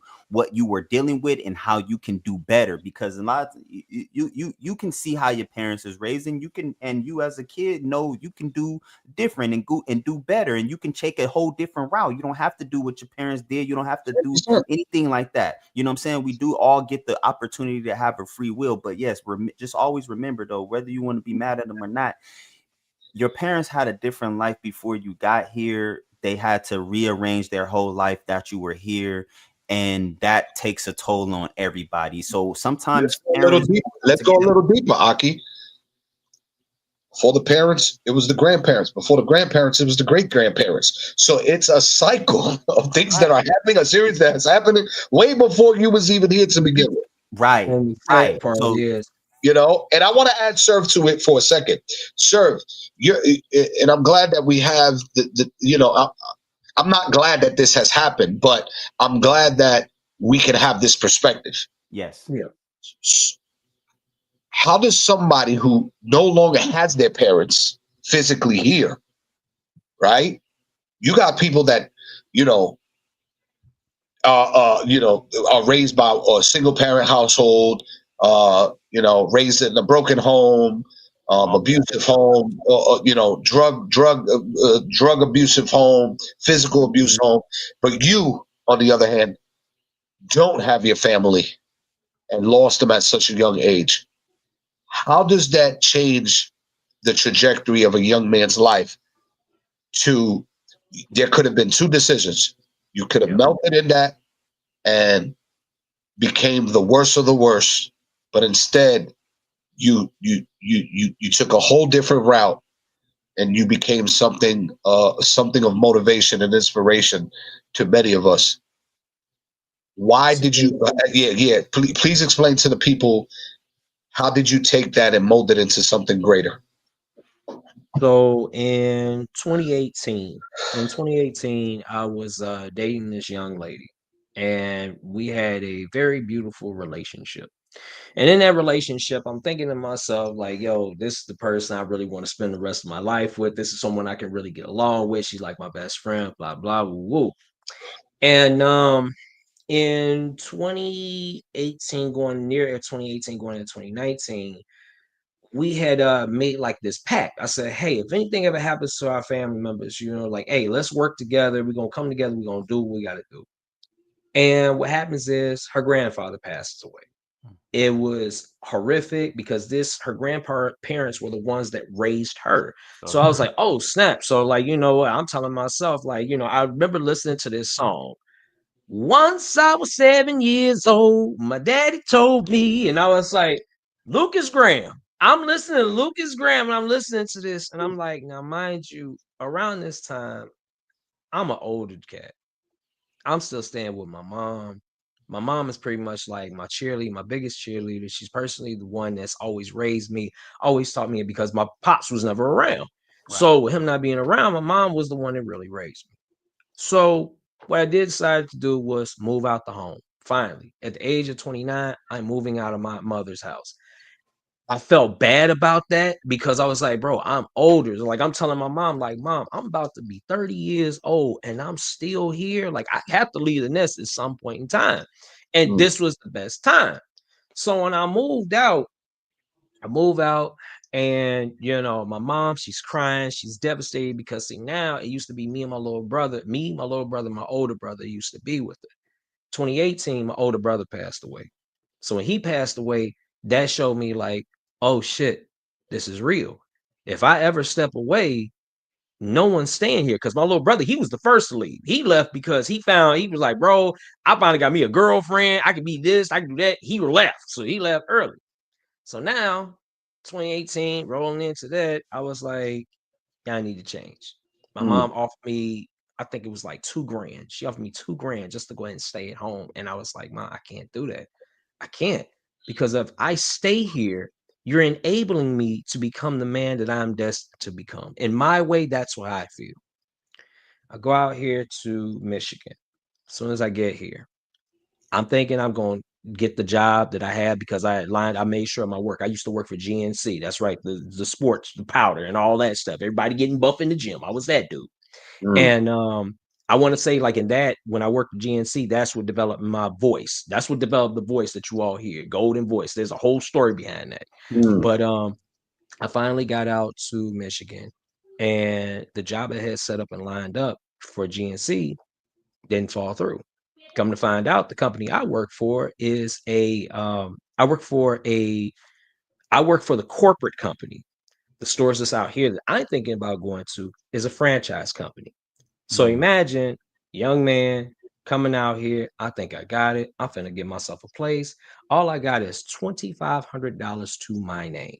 That's all I have. Now, mind you, when I come out here, all I got is a dream. The fact I'm coming out here is because I want to take care of my girl. That's all I want to do. I want to be a knight in shining. I will take care of my girl. While I'm here, I have to stay with this person's family. Mind you, I just left mine, and I'm here to try to take care of this person. Doing this, and as I'm trying to take care of this person, I'm like, okay, I don't have a job. I'm a black man with a black woman with a black family, and I don't have a job. You already know how they getting in. They getting in my ass. Like, bro, where you come from? How you doing this? What you doing? And I'm sitting here like, I need to get the fuck up out of here. It wasn't happening fast enough. It's not happening fast enough. So then one day I ended up hearing about Target. So I ended up writing out for like different jobs because with GNC, that didn't fall through because when I went over there, I found out there was a mall that I wanted to work at. That was the store I wanted to work at. Come to find out, she didn't want niggers working in her store. That was the whole thing. I kid you not. What I did was I dressed up. I dressed up like this because I said I want to go and get a feel for like what the team is like in there. So I said, babe, we're gonna go to the mall. I go to the mall, I dress bummy, put on a white shirt, dress up like real thing. I'm like real janky, right? I'm talking about looking like real hoodish and whatnot. Like I ain't got a pot to piss in. I walked in there just to go ahead and get a feel for everybody, just to see what old boy knew what he was talking about. The guy knew what he was talking about because I even called before I even walked in there, Aki, before I even walked in there, JR, I called. I said, let me go ahead and find out what they're like before I get in there. She was like, why do you want to do this? I was like, look, one of my mentors taught me how to be something. And I said, let me go ahead and see if that's evident. So I have to prove to myself. So I walk in there, I go ahead and ask a few questions. Find out the brother, he know his stuff. He know about protein powders. One of the things that I was selling the most in GNC was it's everything to deal with man's libido. So if you all need them pills to get the man up and everything, boost your yeah, I was that dude. I could sell boatloads of the shit. That was my expertise. So men's health, that was my expertise. I get in there and I saw how the woman didn't even want to talk to me whole time. She stayed away, didn't want to say shit to me. And when I saw that, it put in perspective where like, no, I was like, I called my mentor. I said, Latoya, I don't want to work here. So they don't work there. And I get a phone call and she was like, Michael, I read your resume and I like the way how everything sounds. Like, when can you join? Like my numbers was up there. My numbers was up. So she was like, when can you start? I was like, yeah. I was like, I don't want to work for you. She was like, what? She was like, why not? What change your heart? I was like, you remember that gentleman that you saw that was wearing the white t-shirt and the blue jeans? Yeah, I saw the way how you were treating him, and I was like, yeah, I wouldn't want to be in a store like that. And she was like, well, who are you talking about? I said, that gentleman that you treated unfairly, that was me. I can't work for someone like that. Now, mind you, I don't have a job now because this is my ego. My ego got turned. I was like, what the fuck? I'm like, oh, hell no, you ain't gonna treat me like that. So then I end up getting a job at Target. It took some time. Now, mind you, through this timeline, I'm stressed out. I'm stressed out because now I still stay with this person. I don't have money that's coming to me. So I gotta make some moves. I gotta hustle. I gotta do something. I fell out of a job, fell out for Target. Target doesn't call me back. So I call him. I say, hey, like, what's going on? Like, hey, I put up my information. Can I do this? Blah, blah, blah, blah. I filled out this information and come to find out they didn't want to hire me because I wasn't working on weekends. Because my girl wants me to stay at home for the weekend. She wants me to create my own schedule. That's not how shit works in a warehouse. I mean, if you working for a company, that's not how that works. If you work in retail, that's not how that works. Saturday and Sunday is the most busiest days in that. So what happens? I end up taking my pause and I say, you know what? Yeah, sign me up. They told me, it was like, yeah, when can you come for the interview? I was like, bitch, I can work today. I came up there, I was working on that same day. Work for it. Just like D1 said. So now I'm in the store. While I'm in the store, it's going on 2018. It revolves around me working in the back.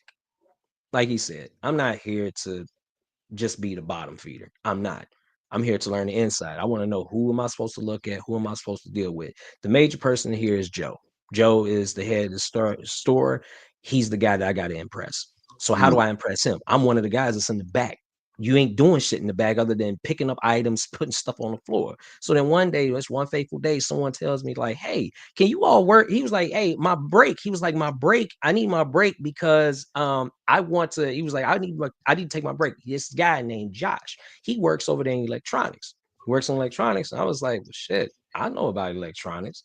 I'm like, hey, it's time for me to go slide myself on in. So I go ahead and I slid on over there. I'm like, yeah, man, Josh, let me go and get the keys real quick. He gives me the keys. After that, walks off. Now, mind you, I'm like, oh shit, this is where I've always wanted to work at Target. I always wanted to work in the electronics department, not in the back putting shit on the floor. No, I don't want to do that. I want to work on the floor. Like, okay. So I get the keys. There's an assistant manager that's walking around. Her name is Megan. Megan sees me.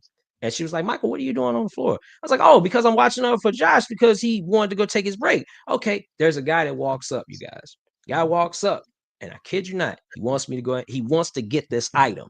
He wants to get the item, and I don't know how to take the spider wraps off the electronic. Oh shit. She was like, don't worry, Michael. We're gonna get somebody that knows what to do. So what she does is she takes the keys and she sends me on my merry way back to the back. Now, knowing this, I found opportunity. When opportunity strikes, you have to hit it. You like that's like a revolving door. When the revolving door is rotating, when you all go to the hospital, you ever notice these revolving doors? You have to wait your turn until it's that. That's what I'm looking at. There's an opportunity here. I have to strike it. Okay. So now that I know what this is, I was like, okay, I'll wait for it. I said, as soon as Josh says he needs to go, I'm gonna take it. Okay. So as soon as I see it, the very next day, Josh said he got to go for his bathroom break or whatever, right? He needs to go on his break. I take the opportunity. Hey, Josh, show me how you go ahead and unwrap these spider wraps. He shows me all three, right? So now there's this guy. He comes on up. He wants to go ahead and get like a PlayStation. Wants to get a PlayStation 5. I'm juicing this man. I'm taking him for the PlayStation 5. I'm getting him like 4 games, the controllers. I'm running it down. I'm talking about saying like even with the asset like with protection, like how you got to protection plans on, doing all that. I got this man for $1,000. Got him for $1,000. Right, he's up here. Megan comes up. She was like, Michael, I thought I told you not to be up there. I'm unwrapping the shit right here in front of her very eyes. I was like, so would you like to go ahead and pay with cash or plastic? So now I've defined myself where I'm here. Now I'm working in electronics. Fast forward. I end up meeting my boss. I end up meeting Joe. Joe knows that I want to be a manager. Joe knows I want to be a manager. My mother's work ethic was impeccable. She was the type of person where she never stops. She sets her eye on the prize and she goes after it. So I tell Joe that I want to be a team lead. Team leads make more money. I see right now my girl, she's working at Panera Bread while also learning how to trade. This is around the trading phase where she's learning how to trade. That's becoming a problem now because that's all she's talking about. She ain't talking about making no bread. So I got to find a way to go ahead and make some more bread because my girl is talking about she wants to fuel her dreams. So as a man, what's the thing you're going to do? You're going to make more money because you want to fuel your girl's dreams. I get it. So I'm sitting here talking about making more money. Was this after she lost that money in trading? No, this is before. This is before. Okay. So now, as you can see, like right now, I'm just sitting here, I'm doing my thing, and I have made a name for myself in the store. My name rings bells throughout this store because now I'm the highest salesman. They know me. Now it's like, yo, man, there's Bell intended, right? Last name. Bro, no Bell intended. Right, you know, first name Michael, last name Bell. But here it is. My name is ringing bells in the store. Now they know exactly who I am. So it's like they know me.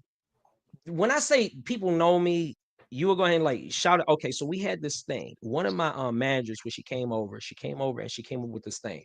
You know, in Target they have Starbucks, correct? You have noticed how they got Starbucks? Okay. My manager said every single time we get a compliment from one of the people, like one of our guests that comes inside the store, what we're gonna do is reward you all with some free Starbucks, whatever it is you want. I was like, oh shit. I'm like, you know what? She shouldn't have did that. So she leaves one day. She comes back. Michael Beaton got 20 compliments. Bro, I got so many compliments. I had a whole year worth of Starbucks. I gave everybody Starbucks for free on me. That's how much it was. My name was called so many times. Yo, where's Michael B? I heard there's this guy that works at Target. I need to talk to him.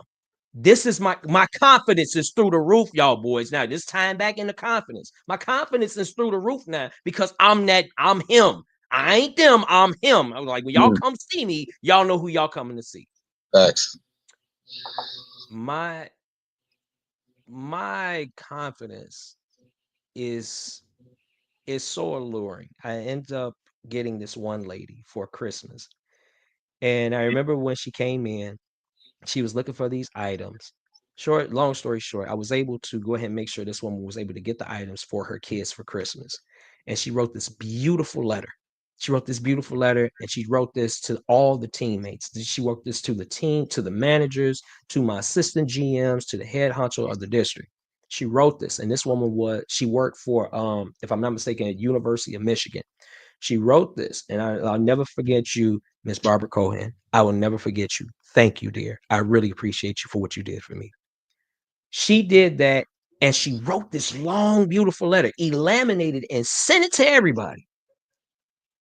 Joe tells me when I come up there with my girl, I was ready, bro. He said, Michael B, we appreciate you for everything that you do. And he said, you know, what we're going to do for you is We're gonna give you a movie on us. I looked at my girl and I said, babe, they want to give me a movie. They want to give me a movie. I read that letter. I cried my eyes out because I said, how can a woman like this, I don't even know, write something so impactful about me, and all you're going to do is offer me a motherfucking movie? Really? That's what you think of me? Bro, I went on ahead. I went to Menards one day. I saw there was a new Menards that came out there. This new Menards, I went over there and I talked to the guy, Troy. I said, Troy, I'll go ahead and work for you if you go ahead and show me like what it is I need to do, become a team lead. So Troy signed me up for the program. So I started working at Menards, a brand new Menards. Now, mind you, Menards pays me every single week. They're going to pay me every single week. They offer me 80 hours. I really went back to Joe, so fucking cocky and confident in myself. I told him, I said, Joe, they don't come here for you. They come here for me. Whose name do you hear that's on there? We like to give a shout out to Michael B for giving him exceptional service at the desk. Before I left, I got 30 motherfucking employees to go ahead and talk about me. And still, that didn't prove my point. I walked out of Target. I quit. Went over here. Before I quit, it was more so like this. Joe humbled me. Joe humbled me because, see, now, what's that one terminology everyone knows inside the chat? Do not bite the hand that feeds you. So what do you think Joe did? He tried to neuter me. Now I'm making 6 hours. I'm not doing what I used to do. I'm just doing 6 hours. I'm making my money over here at Menards. Ain't anybody stopping my cheese. I'm like, I'm over here. So now while I'm doing this, everything's going good. But now I find out that Menards is thinking that Target is competitors. I still work at Target and I'm working over here. I get a check every 2 weeks from Target. And I get a check from every 2 weeks from Target. I get a check every week from Menards. My cheese is coming in twofold. I'm getting 2 checks every single time. So I get 1 check this week. I get 2 checks this week. And I get a check. You see where I'm going with this. I'm getting my cheese. My girl ends up getting in. She ends up getting into Forex. That's when she lost the money. When she lost the money, I had to really work my ass off. Now, I have already quit Target because of what's going on. So now I'm working over here doing 80 hours because Menards is working in. Come to find out, I'm only getting 80 hours because this is a brand new store. Okay. It's a brand new store. I'm making 80 hours. This brand new store is already put together now. Now I'm just going back to what I was originally part-time. I'm making 26 hours, JR. I'm not making the same money I was making at Target. Target rent. Menards is really like, it's really eating at me. And I was like, we not eating no more. So now my job, since Target and Menards are like, yo, bro, we can't have you working for both. So you're going to have to let one of the motherfuckers go. And I was like, well, I had chose Menards before I figured out what was going on over here. So now I'm making 26 hours compared to like the 32, 38. You didn't have no pillow saved up, no nothing from all the checks after checks after checks? No, because I'm like, the girl had went ahead, quit her job. So I'm trying to feed baby girl, trying to make sure she's good. I'm trying to feed us. So now I'm really fucked. I go back to Target. And like I said, I was humble. I told Joe, I said, Joe, I need you. He was like, what? I was like, I need you. That face that he gave me was like, yeah, I got your ass. I got you. I quit Menards because I couldn't keep up with the load. They're trying to tell me I got to work over here, dealing with lights and all this other shit I don't know because my confidence is not there. Yes, I'm a salesman, but confidence is not there. Now I go back over here to Target. The people that they tried to get to train over me, the people they tried to get me to train, I did not want to train. So the way how they got back at me was one of the young cats that they saw. They was trying to creep up underneath me to go ahead and get what they knew about me. He was the one they put in charge. They put him in charge. I can't go back into the same area that I'm in. So then I'm like, okay, now this is in 2020. 2020, like when everything is gone to shit. This is when the world is like, yo, everybody talking about blah blah blah. Everything, man. They COVID here, COVID here. COVID ain't reached Michigan. I ain't hear nothing about COVID in Michigan, so I'm good. Now, mind you, I'm in the back and I'm working back there, but mind you, I don't have the same position, so they're gonna call me up front to go ahead and work on the register because I'm multi-talented. I could work the whole goddamn floor all the way in the back and everything. So now I go into the front. Going to the front, I hear the COVID is amongst us. I was like, oh shit, I'm gonna have to quit because I ain't getting sick. Come find out, I get a phone call from my homie Joe. Joe was like, he worked for Asset Protection. He's still working there. Joe is like, Michael B, I gotta tell you something. I said, what you gotta tell me, Joe? He said, bro, they're trying to fire you. I said, what are you talking about? They're trying to turn you into an example, Mike. I'm telling you, like, watch your back, bro. They're trying to come up with a case about you, about something. Like, did you ever steal a video game? I said, no, I've worked with the games before. He's like, so they would have this guy come in. He's great at what he does. His name is Norm. Norm's in there, he's asset protection. Norm is coming in asking me questions like, hey, bro, what's the blah blah blah? He was like, what's the numbers and everything? I was like, yeah, I'm running down the numbers and everything. They're trying to put a case against me saying that I am stealing video games because of the backpack that I have. Y'all can check my backpack. What brought this up? What are you all talking about? I don't have any games I'm stealing. I never stole anything. So then one day at the job, now mind you, I quit Menards. While quitting Menards, I'm still struggling. I'm stressed out. I'm not making the money anymore. My mind is not really thinking like it's supposed to be. I see this gift card that someone puts down at Target. Come to find out, I see opportunity. I was like, oh shit. I was like, bro, I can you can put some money on this. And when you put this money on it, what you can do is you can load up the card and you can get something to eat. I was like, shit. It's like $2.99. I was like, I went ahead, put some money. I slid the card. This is not my card. I take the card, I put some money on it. Get the salad, I'm eating and everything. Very next day, someone comes in. I see Norm. It was like normal day. One of my managers pulls me to the side. He said, yeah, Mike. He was like, they need to see you in the back. So now I go to the back. Norm is asking me questions, but these questions he asked me, he was like, yeah, man, how long have you been working for the store? I've been working for blah, blah, blah, such and such. And he was like, yeah, I just want to let you know that he said, yeah, bro. Do you have any games on you? I said, no, bro. He said, well, we got a camera that's showing that you have been stealing from the company. Okay, show me the camera then, because I don't know. I was like, bro, it sounds like the question that you answering me now, like I'm a victim. I'm like, I'm a suspect. That's what you're saying. I'm a suspect now. Yes, they're turning me into a prime example. So now I said, no, Norm, I ain't stealing no damn video game. So one of the cops, one of the asset protectors, they said, well, I saw you load some money onto a card. That I will confess, yes, I did that. I loaded a card for $2.99 for a salad because I was hungry. Instead of them looking at this as like something a wife, turn me into an example. They fired me right on the spot. They was like, yeah, Michael, like, yeah, we sorry, bro, but you've been terminated. I went from having 2 jobs to 1 job to nothing.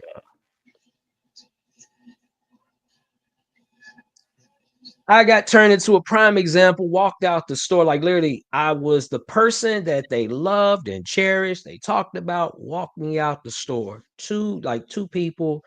And when I was walking, like no one even noticed, which was the good thing. They didn't get a chance to like really see me get walked out, but people knew that they didn't see me anymore. So like that was something that's what started circulating around the store. So now Norm walks into the door. He said, what you gonna do? I don't know. I went from having 2 jobs, 2 great jobs that's paying well, to being walked out with no job at all. I cried, y'all boys. Biggest cry I ever let out, like silent cry, like in my eyes, like all that. I called my mom and I told her, I said, Mom, I don't know what I'm gonna do. I was like, my rent is sitting there at $1,200 and all I got is $666 to my name. this ain't gonna work. I was like, that them people, I was like, the next thing is gonna happen is I'm going to get kicked out on the street. I already know what's gonna be next. So gotta figure some shit out. I call my girl. My girl, she don't know what the fuck going on because she ain't got a job. Her thing is being an entrepreneur. I'm like, how the fuck you gonna be an entrepreneur and not making no money? So something I gotta go ahead and make some shit happen. And that I'm telling you all this because of the fact that this is a testament, meaning like never give up. Don't stop. Just because you think it's bad, don't stop. So what I did was I can't get unemployment or anything. I went ahead and I called, what is it? I think how this is around the time when Donald Trump did that shit where we were able to go and get that money. The stimulus checks, yes. So I'm getting the stimulus checks. I'm using the stimulus checks as they're coming in. My girl signs up for the same thing. She gets the stimulus checks. So now we're getting some type of income. This is paying my rent. While this is paying my rent, I also have the opportunity to go ahead and work into what she's talking about, Forex. Now that's how I end up getting the Forex. This is how you all find out about me, about colors. This is what led me into the entrepreneurial spirit, like the entrepreneurial mindset that led me towards meeting you, D1, and me meeting you, JR. The only reason me and you got a chance to connect is because I was talking about what? NFTs. That's how I met you through our other third party. That's how I met you through that third party. And now this is what brought me to the whole thing. Like, okay, I found a way to get up out of the shit that I was in. This is what led me towards looking for other jobs. So while I'm getting these stimulus checks, I'm looking for other jobs, what led me into Costco.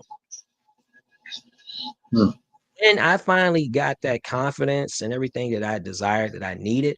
That's what made me say, like, you know what, Michael, I can do this. I have all the confidence. Like, look, you have the characteristics of being a leader. You can go ahead and do everything that you need to do because God has already given you all the tools. While working in Costco, I'm a cart attendant.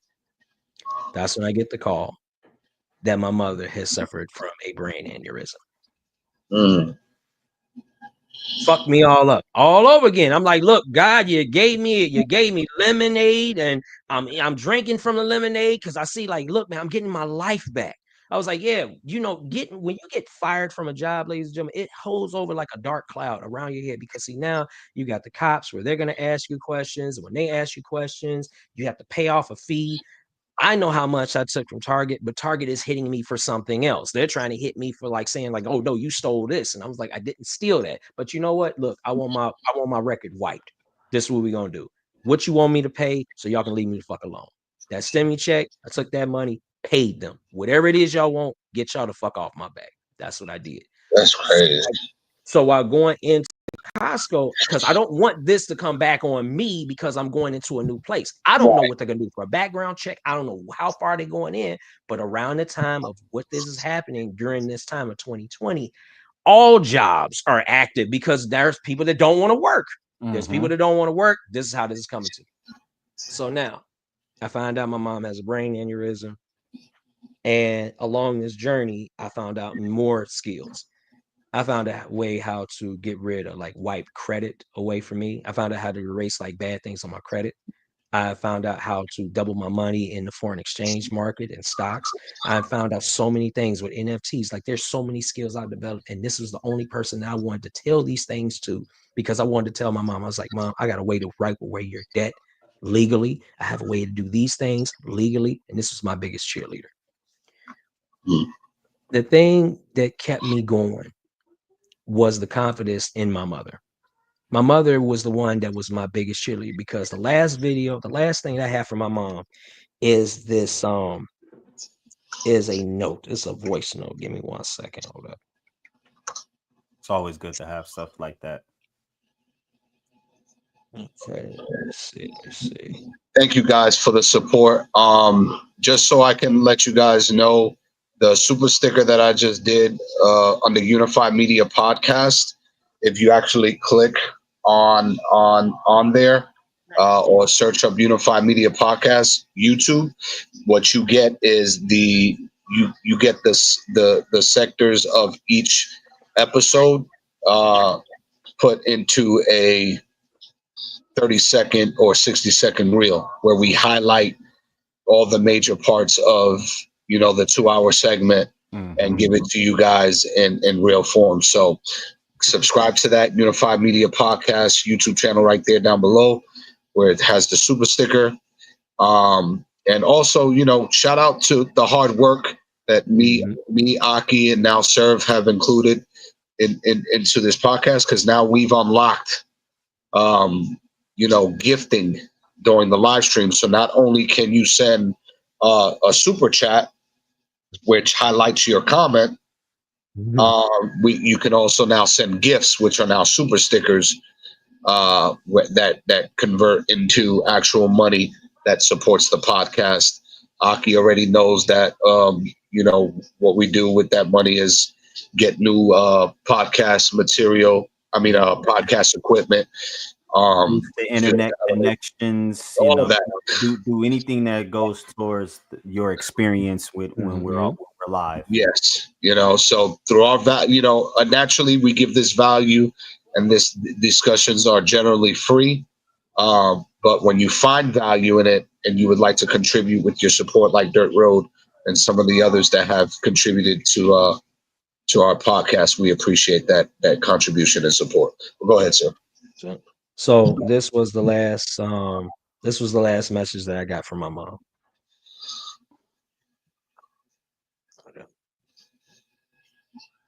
Everything's gonna be okay, Mikey. Things are gonna work out right. Yes, they will. Can you hear that? Yeah, loud and clear. Yeah. So when I listened to that, that was the last voice recording that I can even hear from my mom. Because when you have a brain aneurysm, that's it. It's right here. There's like this knot. It's like a blood clot, and it's right there. And when I spoke with the doctor about like, what can I do? And it's hard when a person tells you that even if you try to save them, there's a 1% chance that you can save them, but you don't have any money. Like, there's no money. I was like, I was like, okay, so around this time, it's with me and my little brother. I get in contact with my little brother, and I'm bawling my eyes out. I'm telling him, like, bro, I don't know what to do. Now, mind you, I'm the older brother. You, as the older brother, you got to step up and you got to figure this shit out. So I can't think right now. I'm crying. I'm walking around, and all I got is, if you try to save your mom, it's a 1% chance that she may live. 1%. The other percent is, if she does live, she's going to be a fucking vegetable. She's not going to be the same person that you know. I said, Doc, what would you recommend? And he told me that he said he recommended I pull the plug because there's nothing that you can do. I said, Doc, I can't do that. I was like, you're telling a kid, we're not a kid, but a grown man, that this is the person that raised you. Can't pull that plug. I can't. So eventually, after I calmed down, I spoke about it. I found a letter, and my mom was stating like certain things she wanted me to do. And if she was unsavable, she said, you got to go through it. So that was a pain I just had to let go, and I just couldn't. Because, see, they tell you that when you lose somebody, it gets easier. It doesn't. It doesn't. And I know, JR, you suffered from losing your sister, and you've had your trials and tribulations. It doesn't. But, boy, I'm telling you, it will forge something in you where it gets you angry, and it gets you off your ass. Like, bro, you got to do something. Yeah. I had to be the rock. I had to be the support system. There was so much on me. It just opened up something in me where I said, my mom wouldn't want me to die right now. She'd want me to live. So then that's when it gave me this burning spark to just keep going. I said, okay, I have to do this. It gave me this burning spark. While doing that, that's when I linked up with my girl, and we started, really interested into this whole Forex thing. While being into Forex, that's what got me into rooms to start talking to people I never thought I could imagine. Couldn't imagine this. I'm sitting in a room with people that are multimillionaires, young Black successful young multimillionaires, I might add.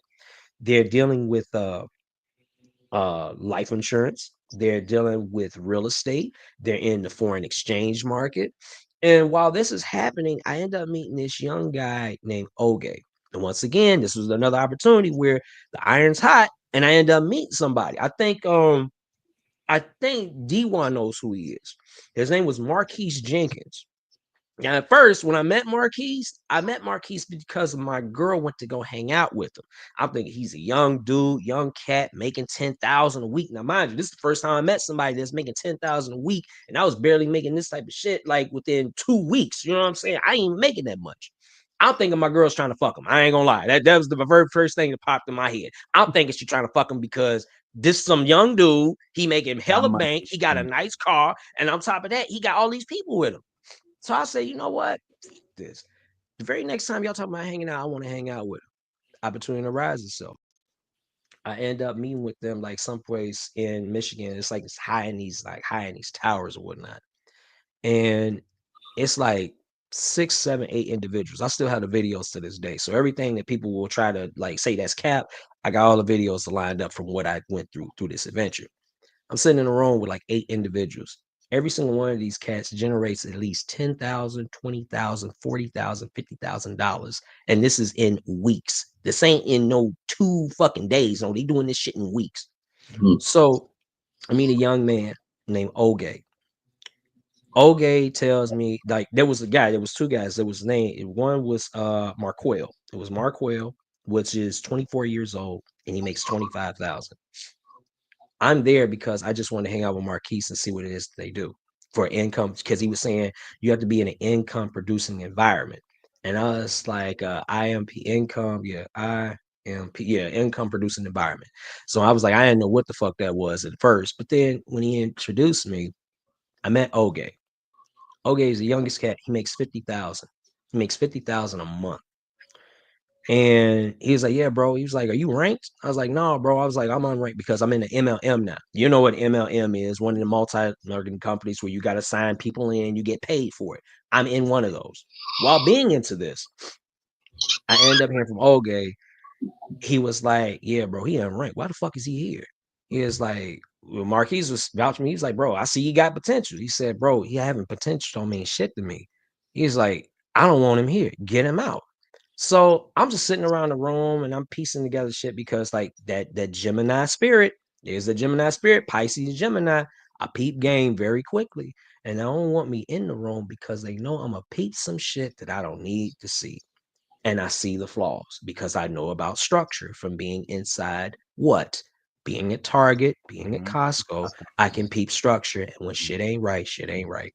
That's why you want me there. So in the process, I said the person I want to impress is Oge because this is the person who makes 50,000. In the process of trying to impress Oge, I end up coming across somebody else, my millionaire mentor right now, Spiller. I met Dr. Spiller, and come to find out, I struck something in Dr. Spiller instead of Oge. So my direction that I had to link up with someone was not Oge. I was trying to impress Oge. My compassion, my dedication, what I'm doing through the videos that I was producing online every single day got to Spiller. I met Spiller in Detroit. When I met him in Detroit, like my very first time meeting this man, this is like my hero. You all see me with the video holding socks and everything. When I hugged this man for the first time, I met my hero because this was someone that showed me that you can come from the slums, you can come through pain, and you can go through all these things. That was my very first time meeting him in person, but it wasn't my very first time talking to him on the phone. I talked to him on the phone with me and my girl when she first heard it. This level of confidence I've developed in myself happened from Target. It happened in Costco. But at the same time, this also led me towards these people. I never thought I'd be sitting in a room with multimillionaires that's actually making money and showing me how to do it. That's why I was saying, like, when I became survival skills, I became survival skills through the things that I learned over time. I didn't just go ahead and make this shit up. I was like, bro, we're going to learn how Forex works. We're going to learn how credit repair works. We're going to learn how real estate works. We're going to learn how stock market works. And we're going to go ahead and incorporate these skills. And we're going to keep these skills bottled up until it's time for us to come up with something. And when I met Spiller unlocked that confidence in me that I needed to just say, you know what? You need to let that pain go from your mother. And that's when I went to that trip. That's when I called you that day, JR, when I was telling you guys I'm going to Houston. I'm going to Houston because I'm going for a retreat. That retreat was what unlocked that confidence in me to say, you know what? Let's stop holding on to this pain and let's move forward.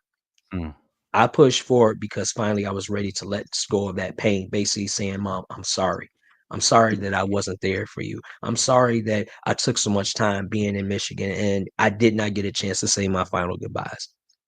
That's the pain that really fuels me still to this day, because it's like I'm fighting for that approval to say, like, look, your little boy is okay.